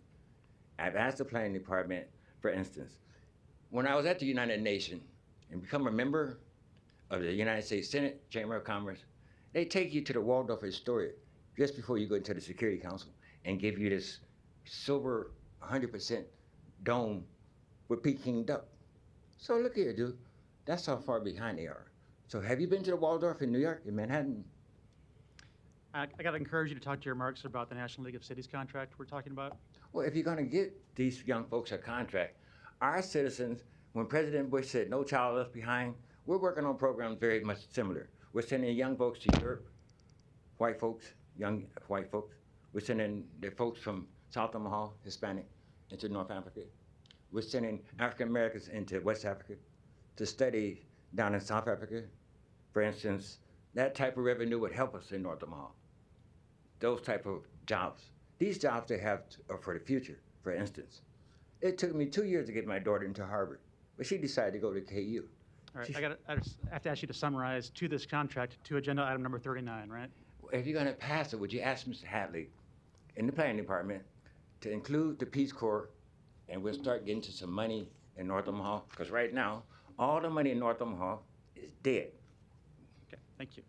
Any other opponents to number 39?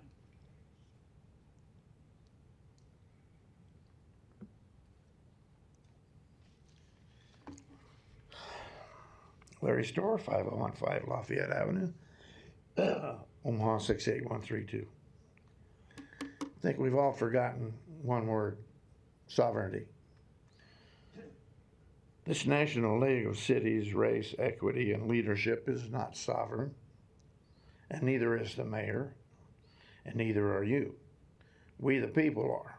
Under our Constitution, our republic, and the state constitution, we are the sovereigns. We are the electors under our state constitution.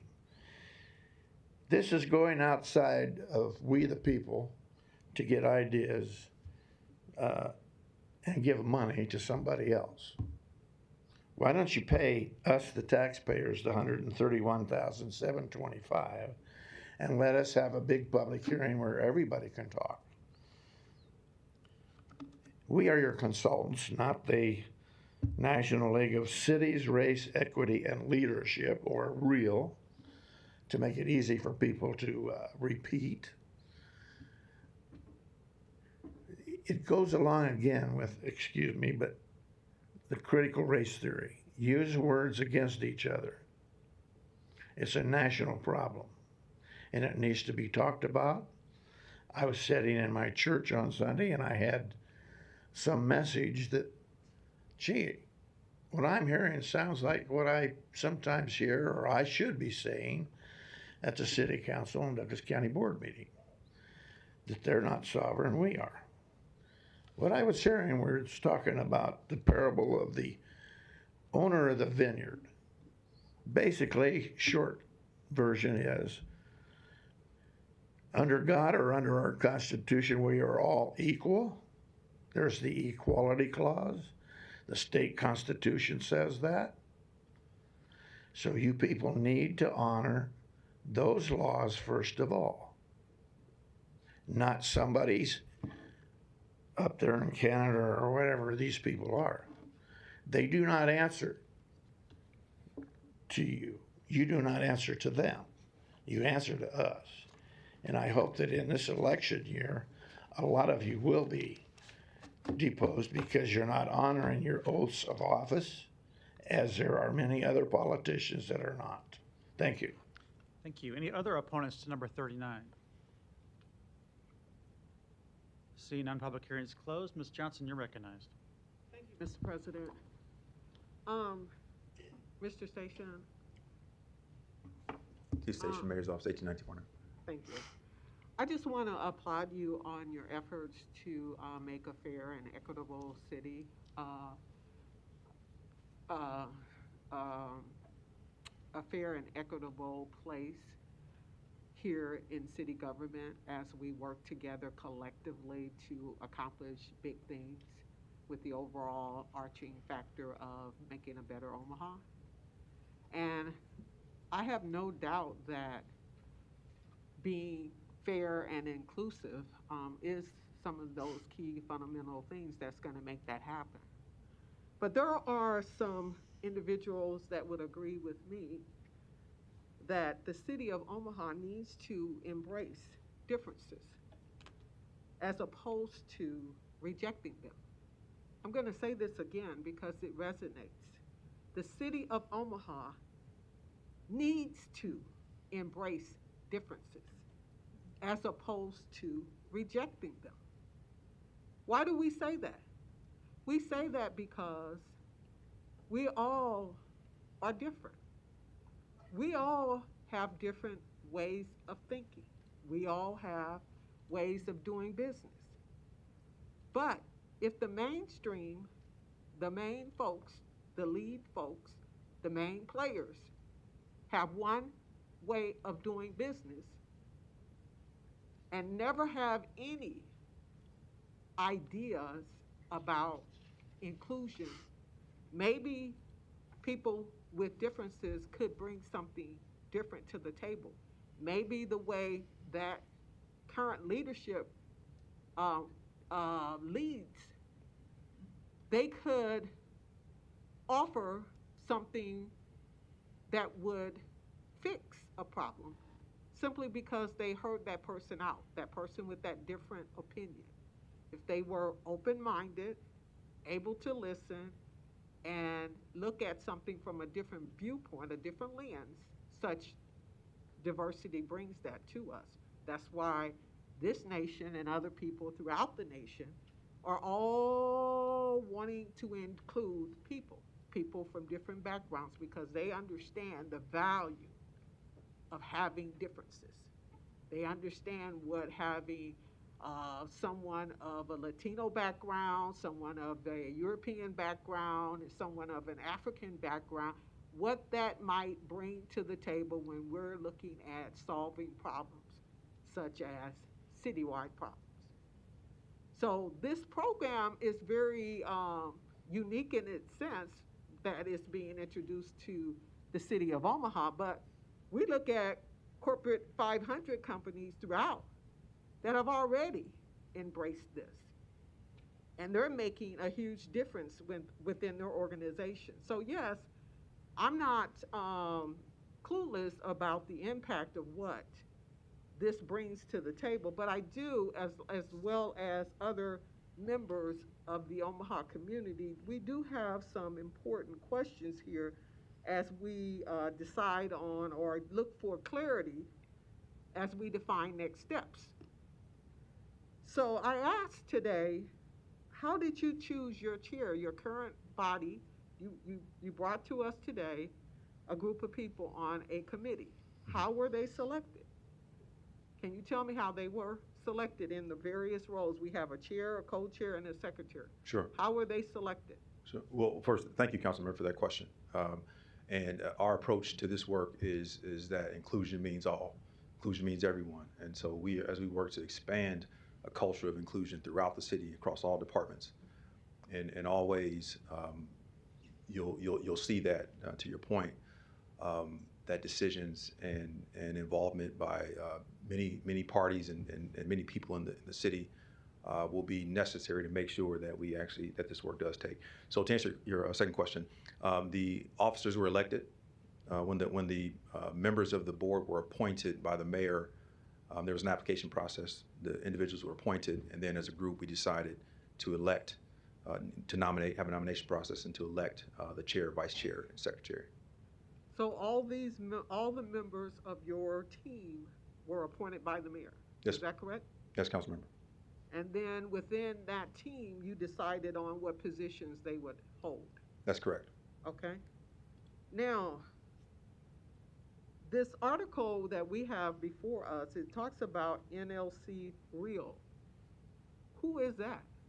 Sure. So the National League of Cities is the parent company, if you will, and the REAL team, the Race, Equity, and Leadership, is a division, a department within the National League of Cities that conducts the diversity, equity, inclusion work for municipalities. So they are the branch of the NLC that will oversee this training that they will help us to create.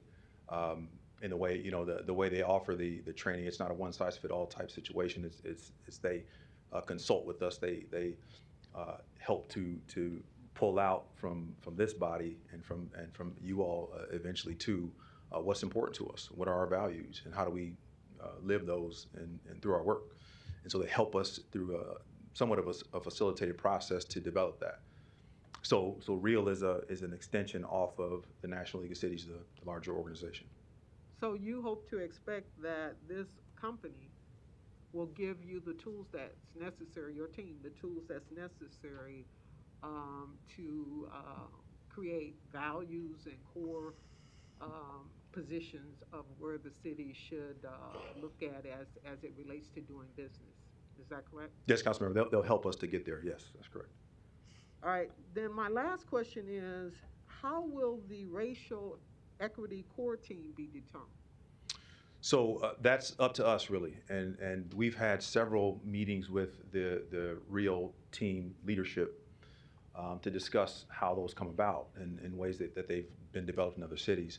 And actually we have the current iteration of this board is really close to what a core equity team should look like.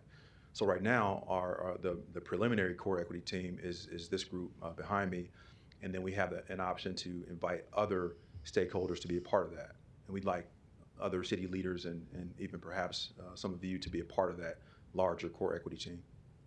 So how would one apply, or how would one be identified to be a part of this equity core team? Sure. Thank you for that question. Actually, that's to be determined. We'll right now, again, the first iteration of it is this group, and as we commence on the work, we will take a look at what's missing in terms of departmental representation, skill sets, interests, people's time and availability, and then we'll look to see how to issue a call out for additional members of the core equity team.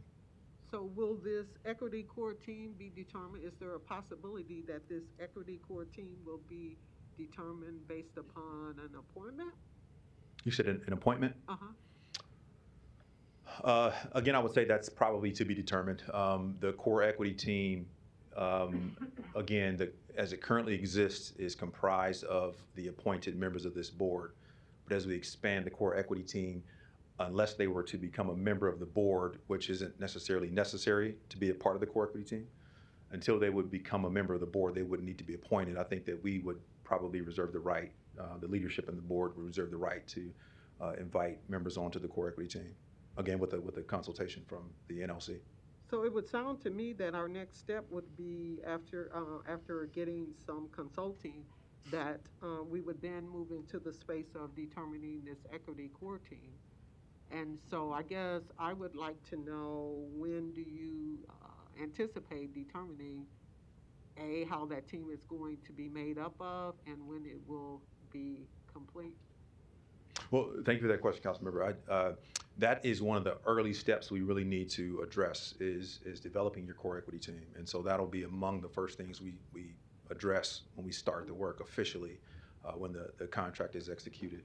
So you can anticipate that as soon as late summer, early fall, that we'll take a look at what's missing from the core equity team, and which directions and what ways we expand it. Thank you. Thank you. Ms. Melton, you're recognized. Thank you. And thank you, Mr. Station. And I want to say that I didn't know all the members of this board, but impressive board, because, and again, it's a board made up of employees of the city of Omaha, because your mission for this is for Omaha employees, for the city of Omaha, not the city as a whole, but the city employees, correct? Thank you for that question. Directors, recruiting for employment. I mean, so that's why this particular board is made up of employees of the city. Initially, yes. It'll be focused internally.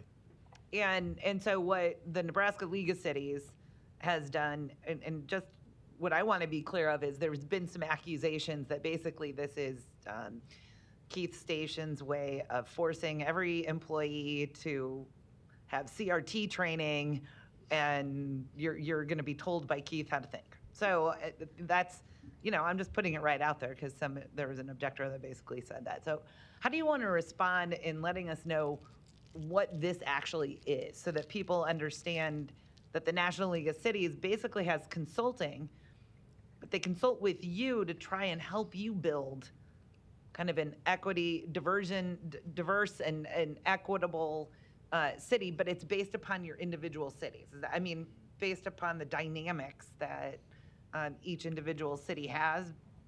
I mean, because what's good in Omaha may be completely different than what's good in Portland or somewhere on the East Coast.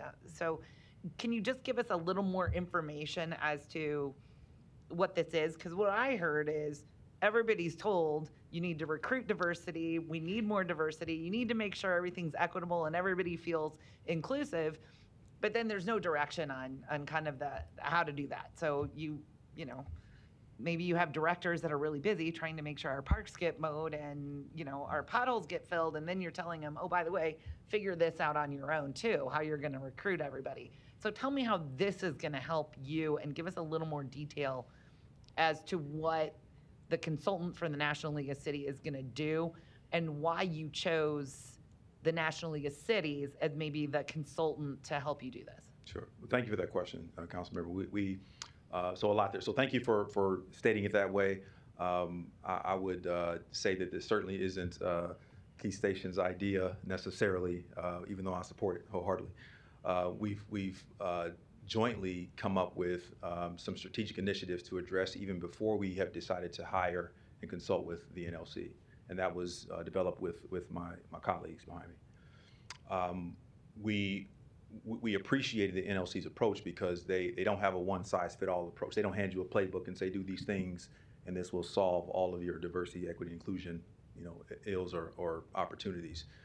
Again, they consult with you to really understand your value system as a corporate or municipal corporation.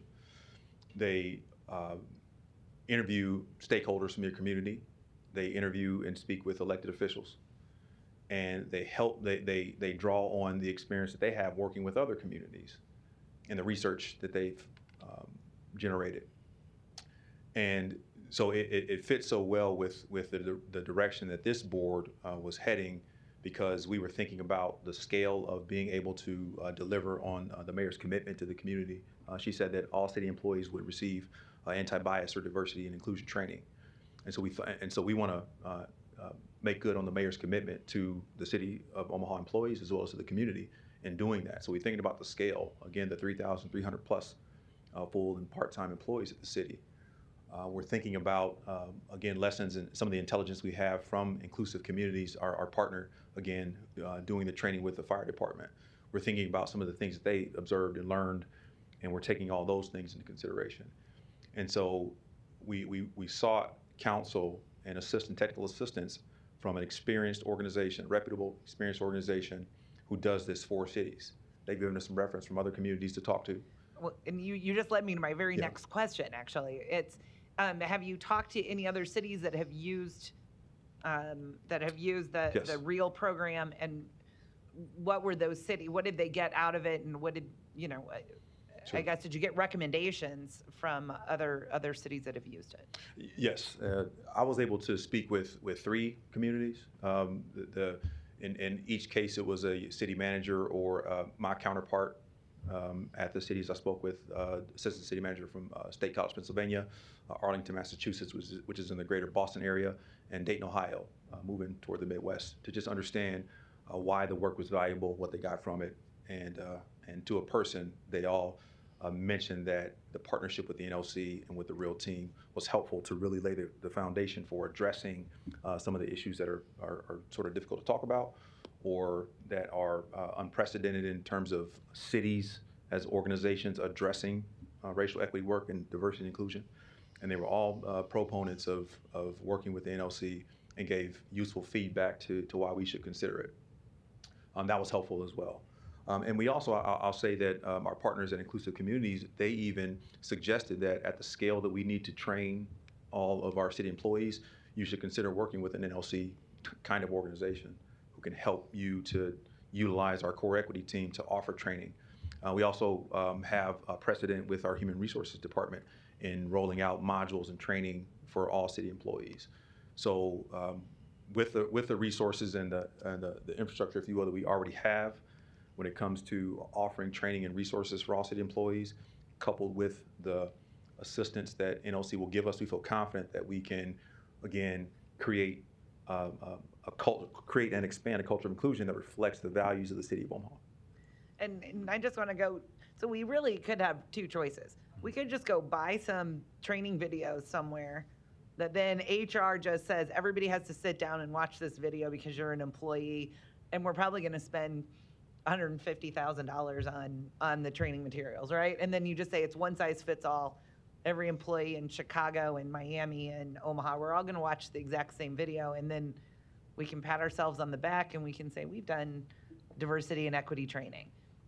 Or we can hire a consultant that's going to work specifically with you, with other employees, with this board, with another core board, and try and come up with something that's meaningful, that fits our community, that fits our needs, and it may even be somewhat different department by department. I mean, if you have, Mr. Kuzi trying to recruit for city prosecutor's office, it may be a little different than when we're trying to recruit for the police department or when we're trying to recruit for public works. So I think, and I don't want to put words in your mouth, but what I'm hearing is this is going to give you the ability to work with other stakeholders and people in our city to try and create not just training, but kind of a all-inclusive plan that will work for the city of Omaha and our different departments, as opposed to just go grab some one size fits all and force it onto everybody. And as we know, probably HR knows, that doesn't always give you the benefit that you want. And I would have to say, I think that the National League of Cities has probably come a long way in being a little more inclusive too, because they never used to include a certain other party in their mix. And they actually accepted me to be on their public safety committee, even though I checked that box that said I was a Republican. So I want to say that I think the National League of Cities is living their own equity and diversity, because they're also trying to reach out and they want to hear from people with different perspectives all over the country. And I've actually been very impressed with the work that the National League of Cities has done in that regard.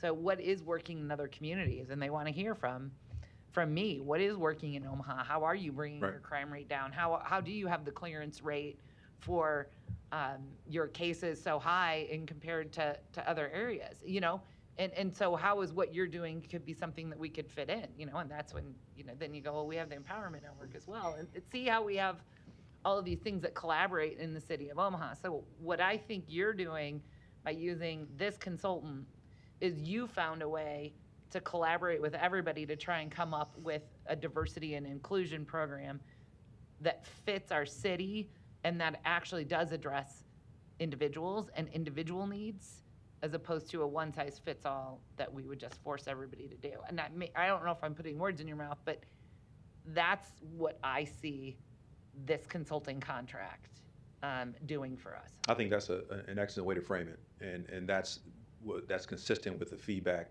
that we got from the references about how you can use the NLC.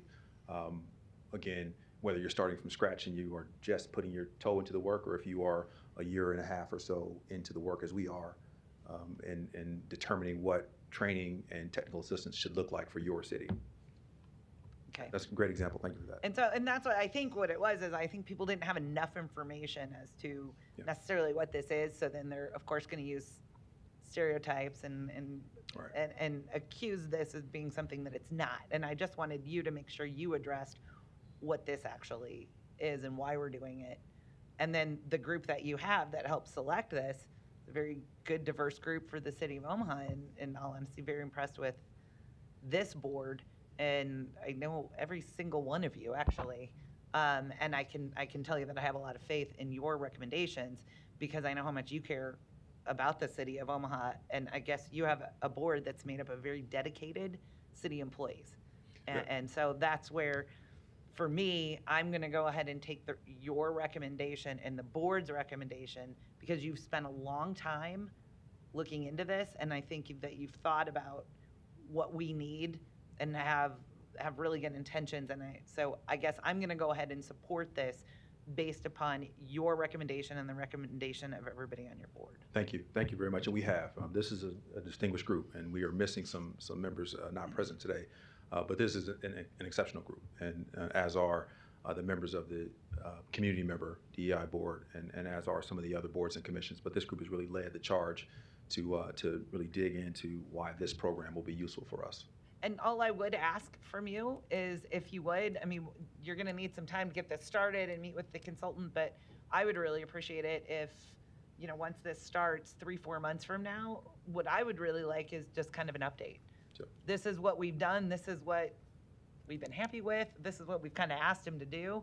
So I would just appreciate just some updates if you could, and, you know, happy to. Lunchtime, a Tuesday morning, or something like that. I would just like to see the progress. And then, is it what you thought it was? How is it going? So, thank you. Count on it. Thank you. Thank you. Thank you. Mr. Harding, you're recognized. Thank you, Mr. President. First, I'll apologize. I'm going to sound like our vice president, and I don't mean Councilmember Palermo here for a minute, because when Keith and I talked a little earlier, this is kind of how I said it. So I'll let you kind of explain it from here. So the $130,000 will train the trainers, who will then train the city employees. How will the trainers then train the employees? So, and I'm wearing a blue suit too. So the full cost is not allocated completely to the trainer portion. There are some other things that the $131,000 gets us. But that portion is really significant, the trainer piece. And the trainer concept is meant to allow us to have this work be sustainable, so in a way that outlives us all in our elected, appointed roles on this board, and also even our perhaps our tenure in our day jobs at the city. And so the ideal way that it will work is that we have a cohort of trained trainers that facilitate the mass training to all city employees.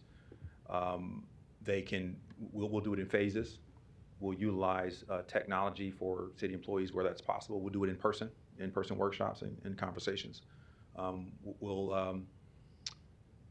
will be some video aspects of it. There will be some virtual meetings.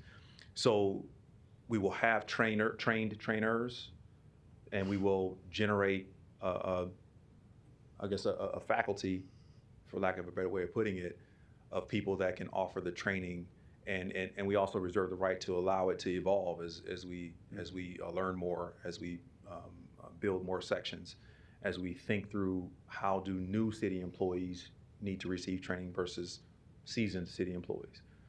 All of those things are things that we'll consider, and it'll vary in how we roll it out, and some of that is still to be determined. I'm glad you touched on something I was going to get to later, but I'll pick it up now, is that I think you have to remain flexible and be able to make changes to it as you evolve through this process. I think that's important too. Right. So, and I asked you earlier, I think this morning when you and I talked a little bit about this, is after the first year, after this initial investment of $130,000, are there annual costs that would be anticipated after that with NLC, or how would this be a program that would be, I guess, continued through funding through the general budget, or would we still have consulting services needed as we go forward?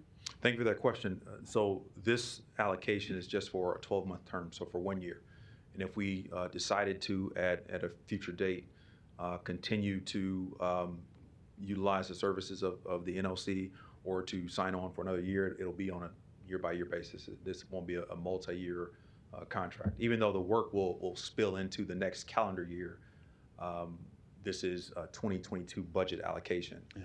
And so we will examine that, but for now, this is a 1-year partnership. And again, we are really locked in on making sure we maximize a sustainable way of utilizing the services of NLC. We are thinking about how to make sure this isn't a 1-year partnership and then it all goes away and we are back to where we started.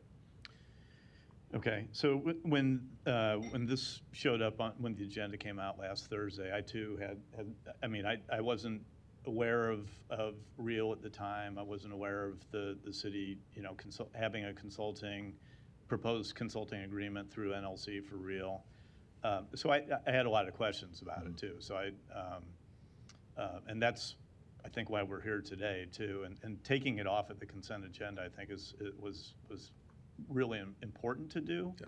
Because as Councilmember Melton said, and I can't remember now if it was Christian or Bridget, I think the initial reaction, some people thought, oh, this is just CRT, this is DEI, but I heard both, again, I don't know if it was Christian or Bridget saying, this isn't another DEI program. So if you could maybe explain why this is different than something like that, because I think that was an initial reaction of some of the people I heard from. Sure. Thank you for that question.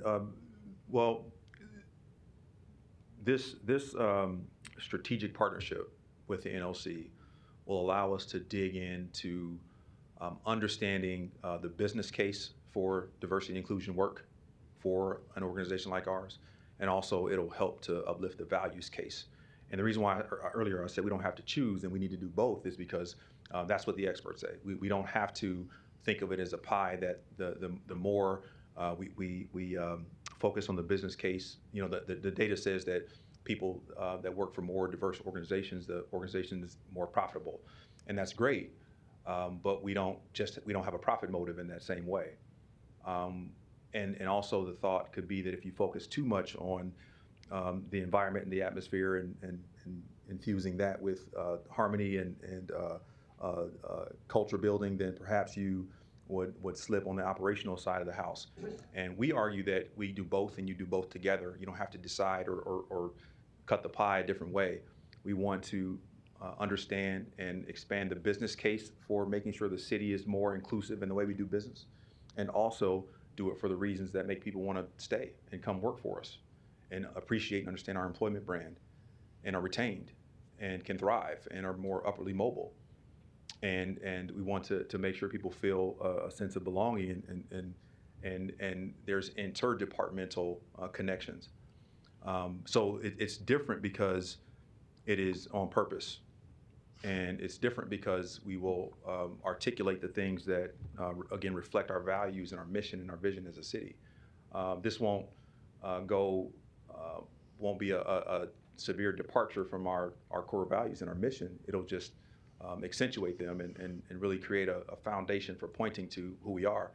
And this work will always make sure to reflect who we are and not create a new city or a new brand. It'll really just accentuate our brand and promote it and be explicit about what we stand for, and hopefully be appealing to employees to come work for the city. I think that's an important point too, and as it relates to working with a consultant rather than as what Councilmember Melton talked about, a cut and paste or just the same program across cities, is that when we're working with the consultants, they may find aspects of what we currently do that are already additive and not necessarily something that has to be reintroduced for the program that's going to be tailored to our needs. We think so. We hope so. Now I want to be clear that I'm sure that they will make some suggestions or point out some findings that show us that we have room to improve.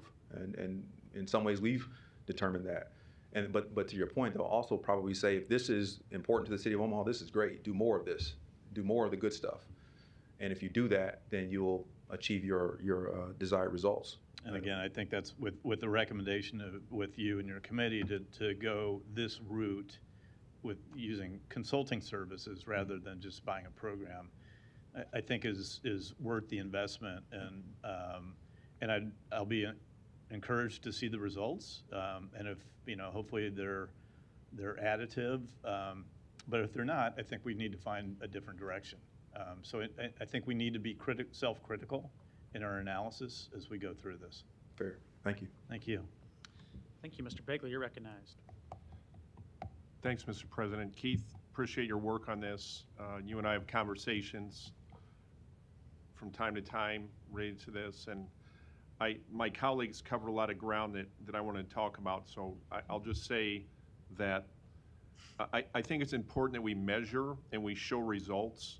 And when we go forward with this, if it's approved here today, Councilmember Harding and Melton, they made good points on, I'm surmising, I guess, for you, that let's measure this. So I think you get down to the important work of I like the folks you have on your committee. I know you have the passion and the effort here, so I will look forward if we can get quarterly reports, or like Councilmember Melton said, shoot by the office one morning and just have a chat with us. You can schedule with me, that anytime. So I will look forward to those conversations and having you just give us an update on the work that you're about to do if this is approved here today, and I'll look forward to that. So we'd love to. And thanks to the team you got as well, because I'm not an overly huge consultant kind of a guy, but in this case, for the reasons that we discussed here today, I think it's something we need to do. And again, we'll measure it, and then as Councilmember Harding said at the end, if we can show results that are measurable, then we can look forward in the future to maybe applying it some more. Otherwise, we'll have to go a different direction. So, thanks. We appreciate that. Thank you. Thank you, Mr. Rowe. You're recognized. Thank you. Thanks, Keith. All of us up here know that critical race theory, CRT, elicits an emotional response from just about everybody in our community. And I just want to take a minute and thank you for the way you explained how this program is going to work for the city and how it's going to work for us. And I know we're going to be intimately involved in it as well. The only question I had was, did you investigate, and you may have said this and I might have missed it, but did you investigate other consultants that provide similar type services? We did. We looked at individuals as well as other organizations, and again, it really came down to the scale for which we need to offer training and really consult with the complexity of the various city departments. It really made a lot of sense to work with an organization that does it for cities. There are lots of people locally and beyond, really good people, reputable organizations, smart folks, and perhaps we will have a chance to collaborate with them as we localize some of our work and down the line. In fact, we already have to a certain degree. We do. You heard Mr. Barney mention before. There's a lot of collaboration amongst diversity and inclusion professionals in the community, and they all share. They're all great. They all support one another and want each other. It's not competitive at all. They want my colleagues and I guess peers at other organizations want us to be successful, and vice versa. I too want to echo what Amy said and really do appreciate the team that you put together and the conversations that we've had over the last year, really kind of leading up to this point. And so I just want to say thank you for your approach and thank you for the work that you're doing. Thanks, sir. We appreciate you. Thank you. So in one sense, this could be a unanimous vote, and I hope it is unanimous. I'm just going to call for the vote, but I do want to thank the committee for all their work. I'm supportive of the effort here. I think you are doing important work for our citizens and for our employees, and I look forward to the result. Thank you. If there's no further lights, is there a motion? Second, roll call. Palermo. Yes. Rowe. Bagley. Harding. Johnson. Melton. Yes. Mr. President. Yes. Item 39 is approved, 7-0. Item 40, an ordinance levying a special tax and assessment on certain lots, parts lots, and pieces of real estate in district number SWSR 2022-01 is amendment of the whole requested by the Public Works Department. The vote on number 40 is today. I will note we have an amendment of the whole. Is there a motion?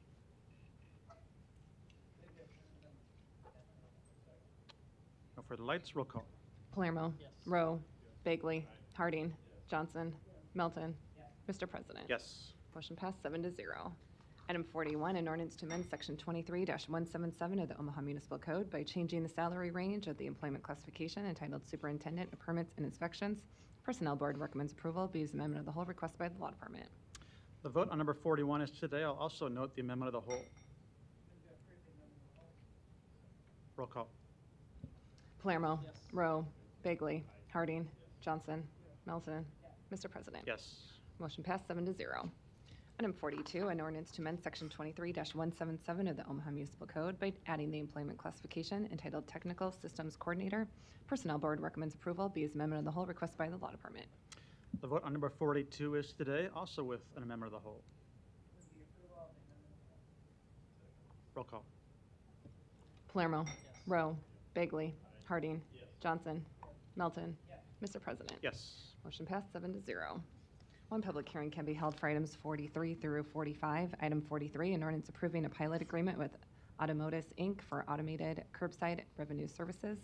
Item 44, an ordinance to amend various sections of Chapter 36 of the Omaha Municipal Code to create smart loading zones and hospitality zones. Item 45, an ordinance to amend Omaha Municipal Code sections 43-151 through 43-154 and 34-1, addressing fees applied for use of public streets, alleys, and sidewalks, and the department responsible for issuing said permits. The public hearings on items 43, 44, and 45 are today. We'll first hear from Mr. Smith on a short overview of these items as they are new. Ken Smith, Public Works Department. What you have in front of you today is kind of us trying to keep up with technology and what's happening out there. Certainly there's been a proliferation of delivery services that happened over the last few years, especially through COVID, whether it was Amazon delivery services or getting your food delivered to you. Those uses are certainly creating a demand at the curb that we need to address. The curb is no longer just a parking space or utilized for a meter, so we need to figure out what's happening there and get better utilization out of it. Also, we're addressing our existing loading zones. Our existing loading zones are basically, an applicant is the abutting property owner, and basically that sits idle for a lot of the time that we're doing. So we're trying to create these smart zones that we can create different services throughout the day, different points of peaks for whether it's food delivery during the day or cargo, as well as maybe Uber and Lyft in the evening.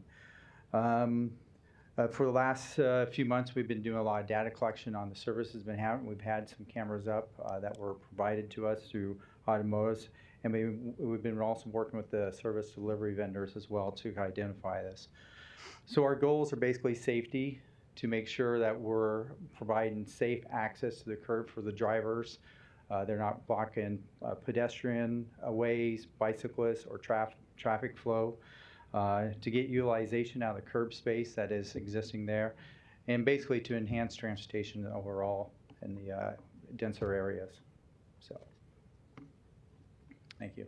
Thank you. Then here to answer questions? Yes, I am. Okay. Any other proponents that want to speak today?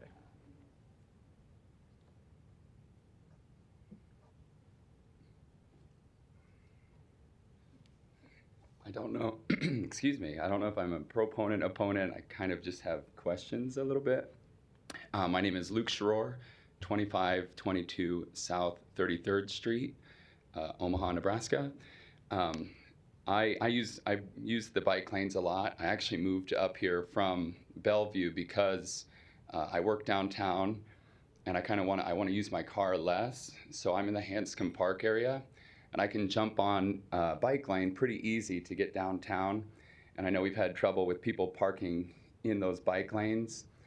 And it's not just a nuisance. I know in some of the language here, they're talking about arterials. And we think about arterials as related to cars a lot of times, but we do have a beautiful bike lane that runs east and west that I use frequently, and that is kind of like an arterial. So I'm just curious how this would affect those bike lanes, and if that's how much that's going to be taken into consideration with the new zones. And another piece, we have the electric scooters. You acknowledge that technology is getting forward, and I love those scooters, but we have wheelchair accessibility problems from time to time, and like strollers and things. Would designating some areas for where those are parked, would that be something that this would address? Would that be tangentially related or need to be considered differently? Because it's not technically a loading zone, but those scooters do park for hours at a time on public curbs and sidewalks. So maybe if that could be considered during this process too. I guess I have more questions than for or against, but that's all I have for this item. So. Thank you. Those are good questions. We'll ask those here in a minute. Are there any other proponents that want to speak today?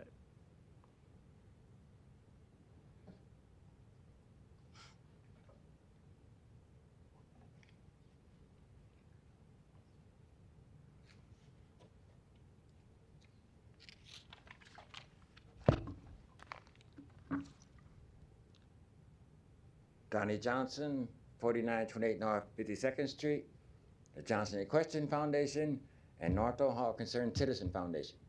And I apologize, Mr. President, I thought you was a part of the Omaha Chamber of Commerce when you was 24 like I did, and the United States Senate Chamber of Commerce like I did when I was 26. So that might be why you get confused sometimes when I try to explain things. But I got in trouble before at WWT when I was coming back from Washington, D.C., and Mrs. Peterson at WWT said focus on Omaha. So I understand that. But I oppose Mrs. Hadley. She's a wonderful young lady in the planning department.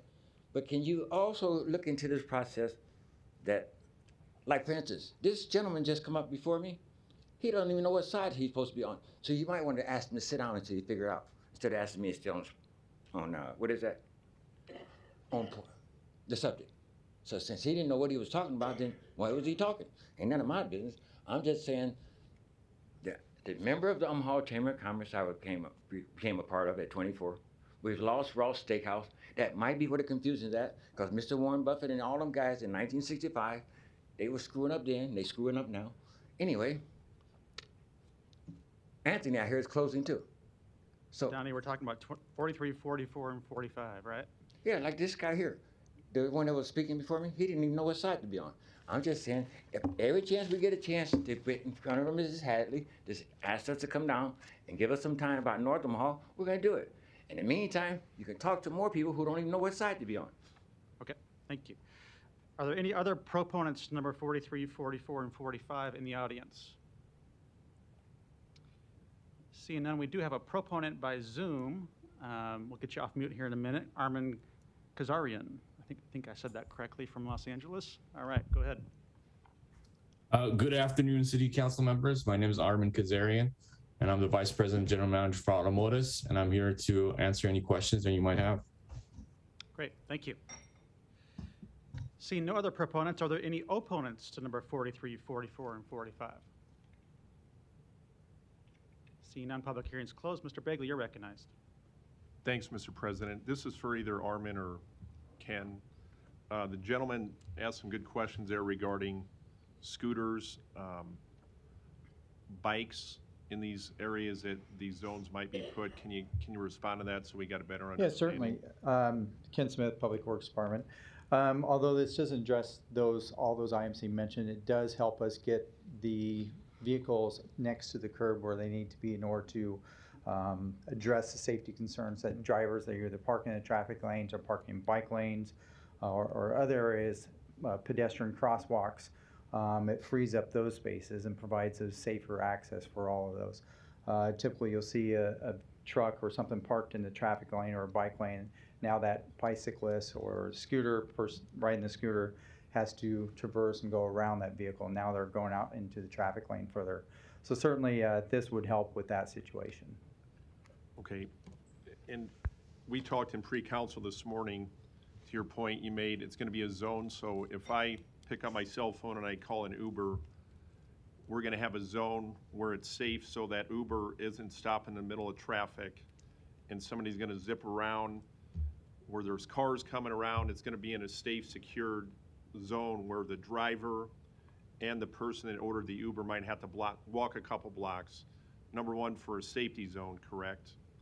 And number two, so you're communicating better, it's efficient, and for pedestrian safety, I know that's a big thing in several of the neighborhoods in my district as well as others. I think of Blackstone, Exarban, the Old Market, Little Bohemia.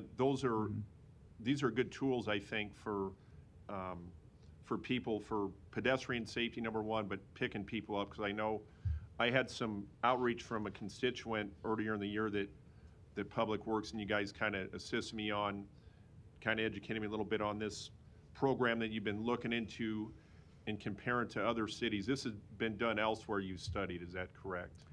There is another city that's teamed up with Automotives. It's been Pittsburgh, and they've launched this program as well.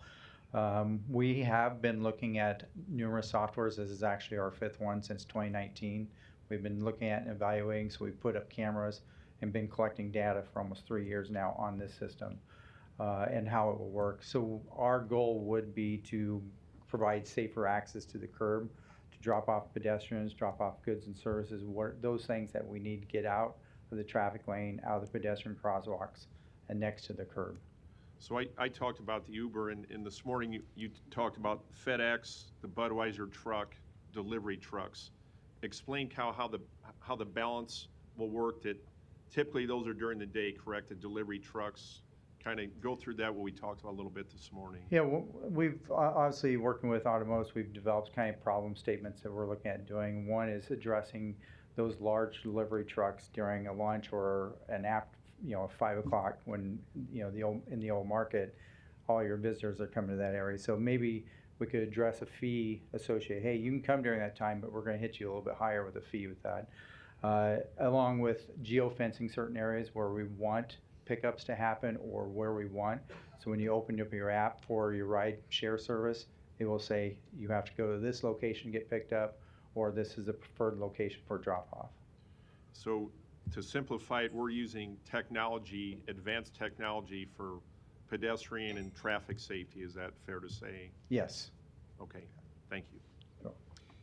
Can I add a few follow-ups Yes. too? So one can see the logic behind this and the method towards more efficiently managing drop-off zones and traffic and parking, which is your job in the Parking and Mobility Division.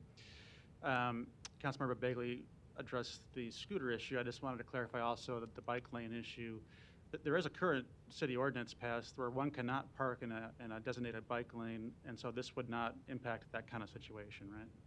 No, but this is to help provide those drivers, those delivery drivers, an area where they can park and stay out of those lanes and other pedestrian bike path areas. Yeah, so you think it actually will help a situation like that? That is the goal, yes. Yeah.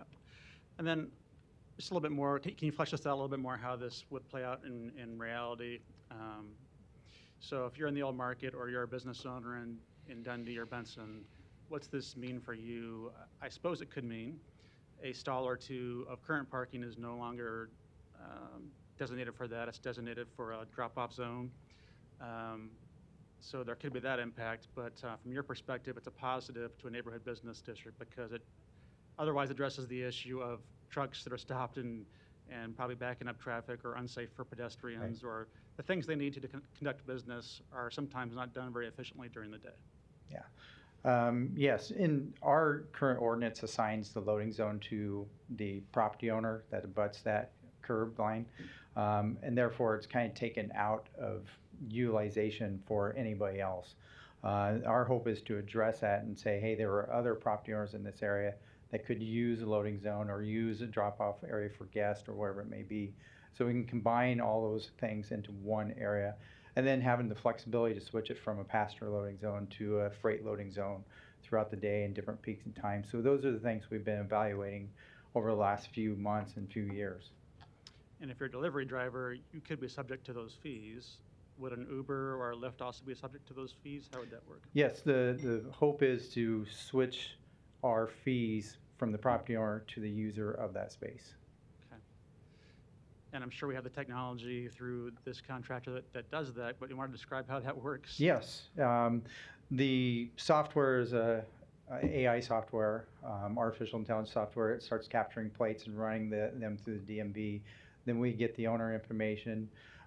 Working with the vendors, we can also find out if it's an Uber, Lyft, or if it's what delivery service it may be associated with, and we can bill accordingly with them. I will say there will be a learning curve to this, trying to bring everybody on board and communicate how this will work, but certainly it's within the means between Automotus and ourselves to do. And in terms of rideshare, that's paid by the driver. I suppose it could be passed on to the passenger, but... Yes. In other areas, they do have fees or exchange fees that are passed on to the driver or the rider. Okay. Yeah. But overall, it's been your experience and the experience of other communities. It makes for a more efficient experience, better ridership. What are the other benefits of doing so? I think you see now, our OPD would tell you that they have to close down Howard Street during certain times because of the traffic amount. People are trying to drop off or get picked up in that area. Harney Street, you see a lot of vehicles stop in the middle of the street, dropping off passengers, picking them up. And those are the things we want to address, is get away from that activity happening in a traffic lane and get next to the curb where it safely can happen. Okay. And places where you would look to implement this are probably mostly likely downtown, the old market, potentially around hotels, but I suppose there could be neighborhood business districts too? Yeah, anywhere where we see a density or a use of this where we have high pedestrian peaks or high usage. Certainly the old market, neighborhood business districts like Benson, South Hill certainly lend themselves to do this as well. And if these are approved in 2 weeks, I guess, that's a permitting system managed by you. These don't come back to the city council or anything like that, right? No. And this is part of our bigger goal. This will come later in our phase. We'll have another, our parking ecosystem, we're calling it, we'll have to come back to you for some additional contracts. We'll see this kind of be, once we get the payment structures in place for that, this will come on board with that. So this is really kind of getting our ducks in a row as far as establishing the ordinance and getting it up front, and then be able to get our PR in place to communicate this to the vendors. Okay. Has there been any outreach so far within any business owners or any? We have worked with other vendors and automotives as well as working with the delivery services. They're aware of this. I believe one vendor actually said, "Hey, sounds like a great idea. Just tell me how much I owe each month. I'd rather do that than, jeopardize my drivers or put them in harm's way or even getting citations for being out in the traffic lanes." Mr. Palermo, you're recognized. Thank you, Mr. President. Appreciate that. So there's a lot going into this. What I would like to know is, because so much has to go into changes within the code to make this allowable, how long have you been working on this pilot agreement? On this one in particular, it's been probably about 6 months, but we started with Accord, which is a Google-owned company, back in 2019, and started capturing the data to see, was this a problem? Is there a way to address it? Okay. Yeah, I mean, certainly we're not inventing the wheel here. So when did you update the city council on these changes that we have in front of us for public hearing today? I'm sorry? What was the first time you updated those who actually vote for these sort of issues that are on our agenda? When was the first I update? believe it was back in May. We came back to the Public Works Committee and we kind of briefed you that this was coming to to the council eventually, yes. Okay. So you gave us an update that something like this was coming. When do we actually see it or hear about it? It would be the first reading, right? Last week? Yes. First reading. And then when did you give us an in-person update on what we have in front of us today? Again, we've been back in May, then again today.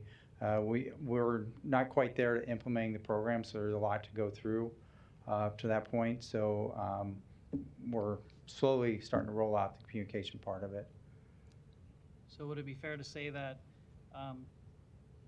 because it wasn't ready for rollout, it's public hearing today, we had Public Works Committee today at 9:30, that's when we were,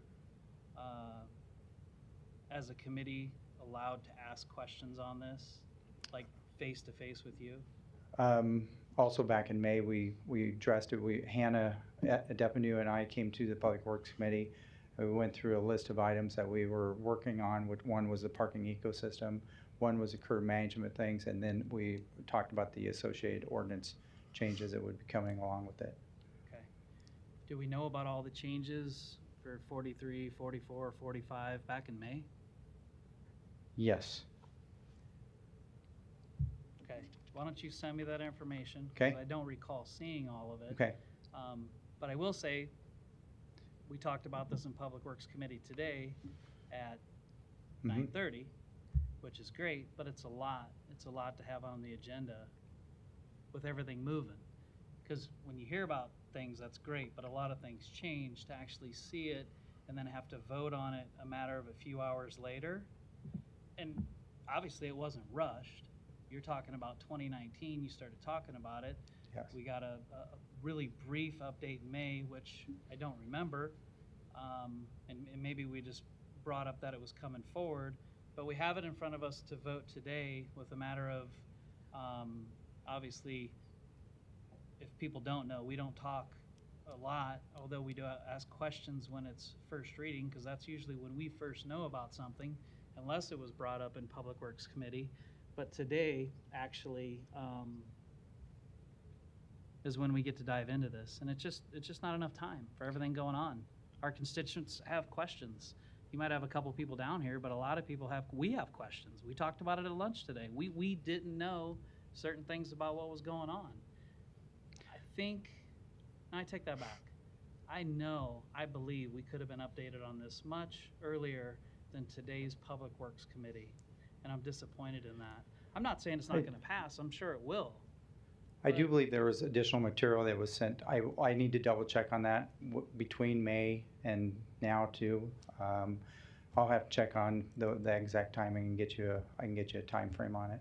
Yeah, we get lots of stuff. Sure. But what we have to approve is what's in front of us. Mm-hmm.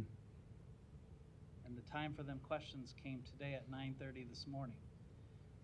And exactly 8 hours later, we're discussing it here. Okay. In a public hearing. I'm just saying, think we could have got this information a lot sooner, especially with as important as it is with the development happening around Omaha. It'll come into play in a lot of different areas. Okay. That's all I wanted to say. Thank you. Thanks. Thank you. No further lights. Next item.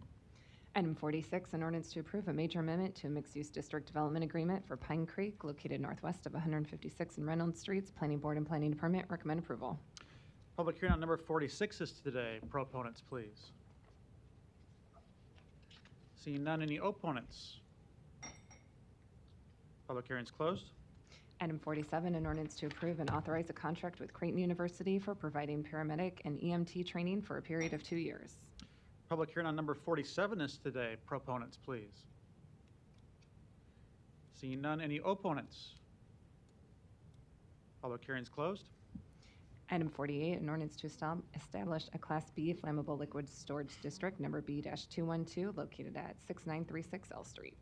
Public hearing on number 48 is today. Proponents, please. Seeing none, any opponents? Public hearing is closed. Item 49, an ordinance to approve an amendment to the HDR Exarban Village Zone 6 redevelopment agreement. Public hearing on number 49 is today. Proponents, please. Good afternoon, Bridget Hadley, City Planning, here to answer any questions you may have about this project, and Jay Noddle is also here. Thank you.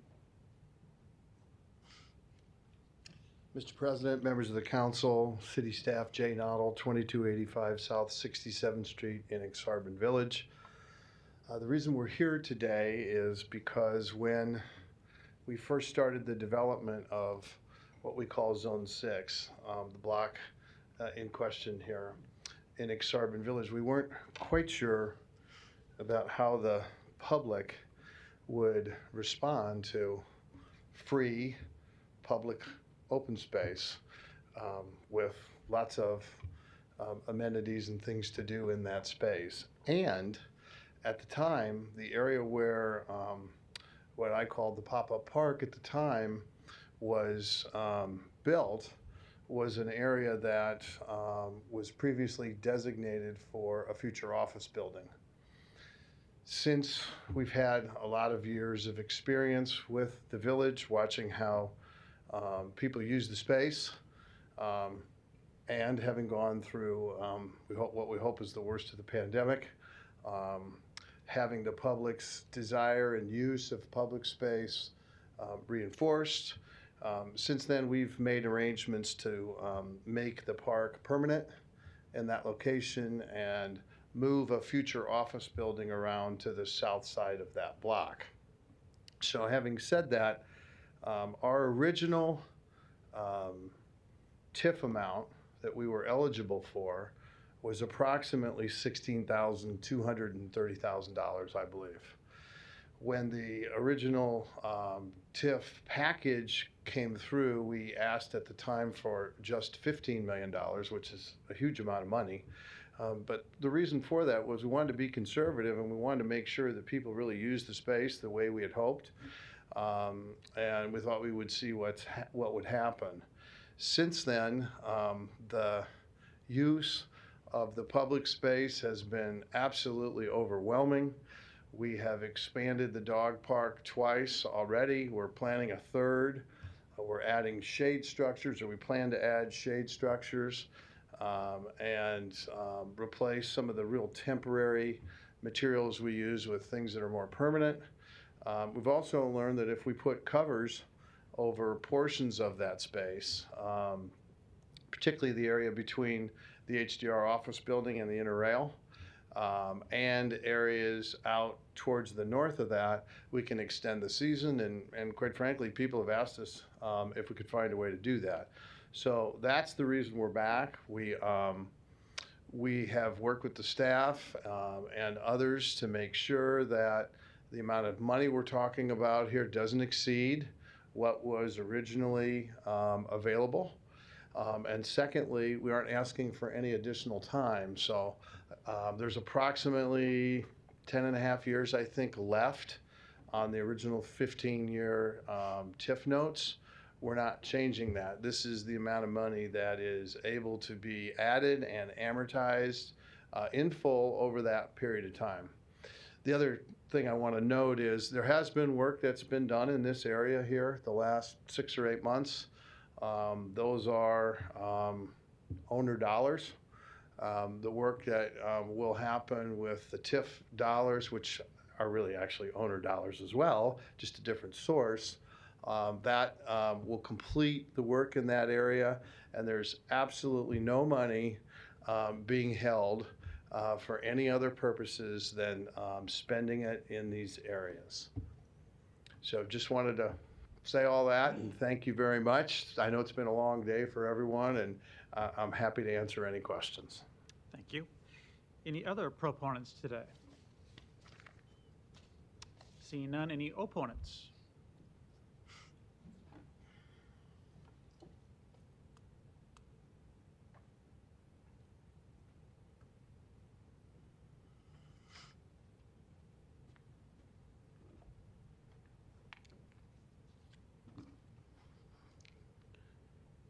Donnie Johnson, 4928 North 52nd Street, the Johnson Equestrian Foundation, and the North Omaha Concerned Citizen Foundation.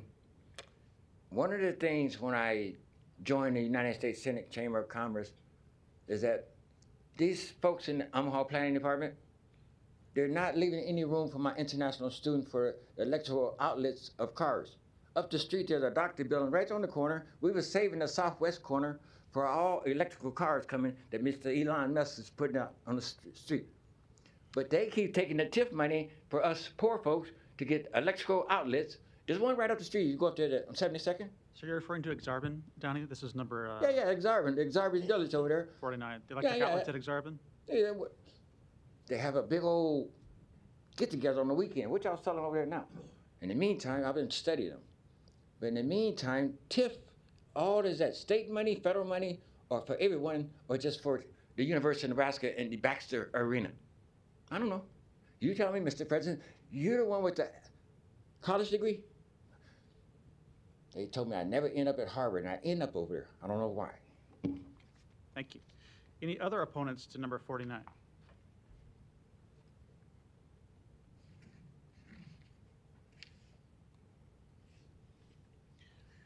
Larry Store, 5015 Lafayette Avenue, Omaha, 68132.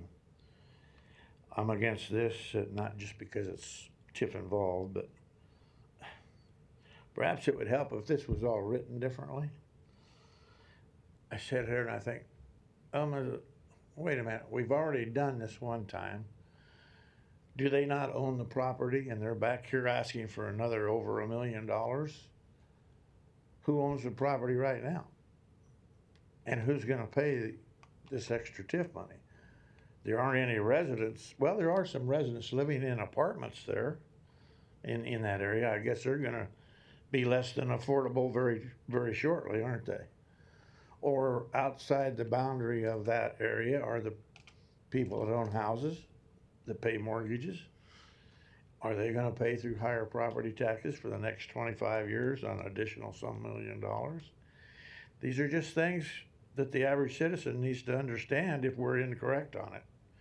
But it sounds like the old Wimpy Burger thing, like I'll pay you this tomorrow for a cheeseburger today.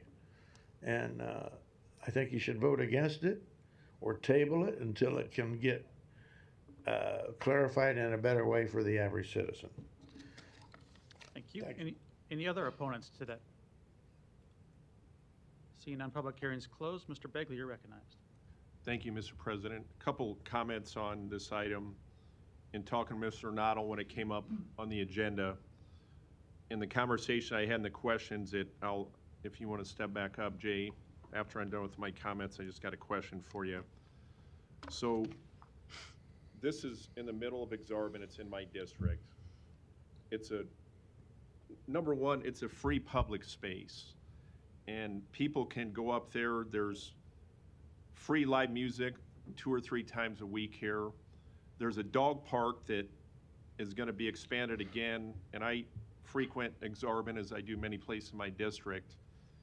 And the dog park up there, I know, Jay, I had an email from a constituent several months ago that you and I had talked about. And it had to be kind of reiterate to people that this is a free public park. And there's a lot of great amenities there. You can go bring a picnic basket and a sandwich. You can listen to music, and you go buy a cold one. You can enjoy your family there. So in respect to, back to the original TIF money you got for this, Jay, the money you're asking for here on this item is not in excess of what you originally asked or were eligible for. Is that correct? Jay Noddle, 2285 South 67th Street. Yes, that's correct. Okay. And again, when you and I discussed this, I asked about, and again, when I frequent up there, I see the people. What did you say that you would estimate between 500 and 3,000 a day? Is that a rough estimate?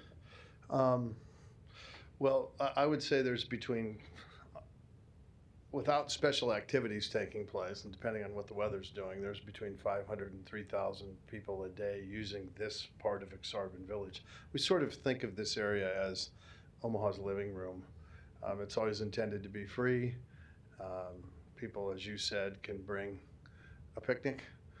They can bring their own drinks as long as they're not alcoholic beverages. We have a liquor license there, and so we have to be adhere to those requirements. But there's free Wi-Fi. Now there's instead of just electrical outlets, and there's a ton of electrical outlets throughout the area. Now we have charging stations. We're adding, that's not part of this request, but we're adding more and more charging stations for electric vehicles throughout at owner's expense in all the garages. So it's really, this is really an example of if you provide, whomever it is, if we provide great spaces with all the right current parts and pieces, people will use it. And you know, on the weekends, when the weather's nice, the place has just got all kinds of families all over the place. We have beach balls and soccer balls and all kinds of stuff that we throw out there, and the kids just go crazy with it. I think for mom and dad, it's a great place because there's 400 babysitters watching kids run around and play, and that's just in this area. That doesn't include Stinson Park and some of the other areas. I appreciate your comments on that, because again, it's a good economic tool in Exarban for jobs for people, because so many people go up there, and again, I like going up there to Exarban, and I like to see it growing, and it's for the public good, and it's a free public park. And again, the dog lovers, which I'm one, I'm sure many of my constituents are, I think they can even give the dog a bath up there, if I remember right. So I appreciate your at least trying to explain a little more as we go forward with this in the days and weeks ahead. Thanks. Thank you. Thanks. I have one question for you too, Mr. Noddle. So I agree that Interrail is an impressive public space, and it shows that Omahans are prepared to support such public spaces, and I think that's a big part of where we need to head. My question is more general in nature to you about Exarban Village and development. Have you had a chance to view or analyze the new FEMA floodplain maps that have come out? We have. And is there a potential impact to the Exarban area overall? That's been a concern of ours on the planning committee, and how those maps might impact development throughout the city. There is potentially a very significant impact, certainly going forward with new structures on what little land is left that hasn't been developed. And there's been two projects. Most recently, the new Right at Home building right on the corner of Mercy Road and 67th Street. And just before that, actually Zone 6 and the HDR building itself, that land had to be raised so that the first floor elevation of those buildings was above the previous number, which was an updated number. Now there's a new set of criteria out, and it's gonna, if it stays the way it is, it'll probably result in more site work, buildings coming up more than they had in the past, those first floors coming up more than they had in the past. And you know, it's not gonna be as smooth to walk around as it has been or as we thought it might be. And then the other thing that can happen, depending on how far all of that goes, when first floor spaces are renovated, there could be some floodplain related matters that the city is put in a position to monitor and enforce that hadn't previously been the case. Thanks. I'd be interested in talking to you more on that issue. As an aside, off this agenda item. I might, if you don't mind, I might bring a couple technical experts with me when we do that. That'd be great. Thank you. No further lights. Next item. One public hearing can be held for items 50 and 51. Item 50, an ordinance to designate an enhanced employment area located south of 77th and Dodge Street. Item 51, an ordinance to approve a second amendment to the 77th and Dodge Streets redevelopment agreement. Public hearings on numbers 50 and 51 are today. Proponents, please. Good afternoon, Jennifer Taylor, City Law Department. I will be brief. Pre-council this morning, Councilman Harding asked for a map. So I will offer as an amendment to the whole tomorrow that to be submitted to the clerk's office, but there is the, I don't know what to do now. Okay. Am I supposed to do something? There it is. Yep. Okay. The top will scope out for you here. There we go. I know it's your first time at City Council. So. I've never been here before. I don't know how any of this stuff works. So anyway, it's just Lot 1 in the 77th and Dodge Street redevelopment area. So there has been plats that you have seen, but it is just Lot 1. It is the one that's highlighted in blue here. I will attach this map to the ordinance. It will be submitted as an amendment to the whole. That will be available for you in 2 weeks. Happy to answer any other questions you may have. Thank you. Any other proponents today? Thank you, Mr. President. Brent Beller, 11440 West Center Road, on behalf of the applicant, 121 Acquisition Company. Yeah, as Jennifer alluded to, just a quick refresher. This is that property. So obviously, Nebraska Furniture Mart's to the east. Nebraska Furniture Mart had transferred some of these, actually sold some of these lots over to 121 Acquisition Company. Last year, you all approved a plat of this entire area.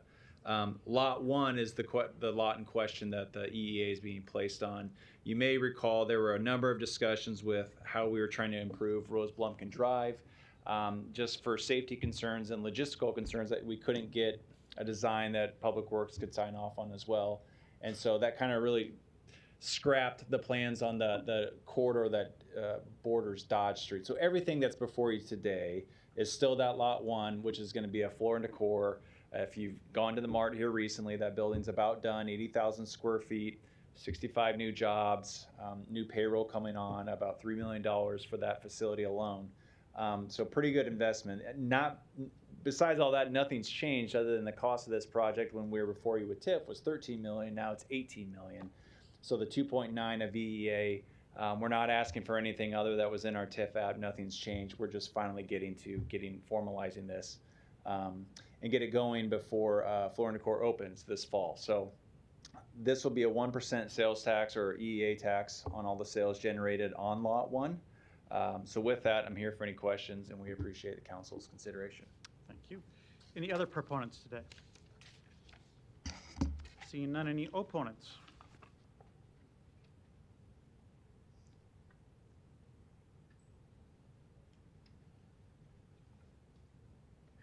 Larry Store, 5015 Lafayette Avenue, 68132.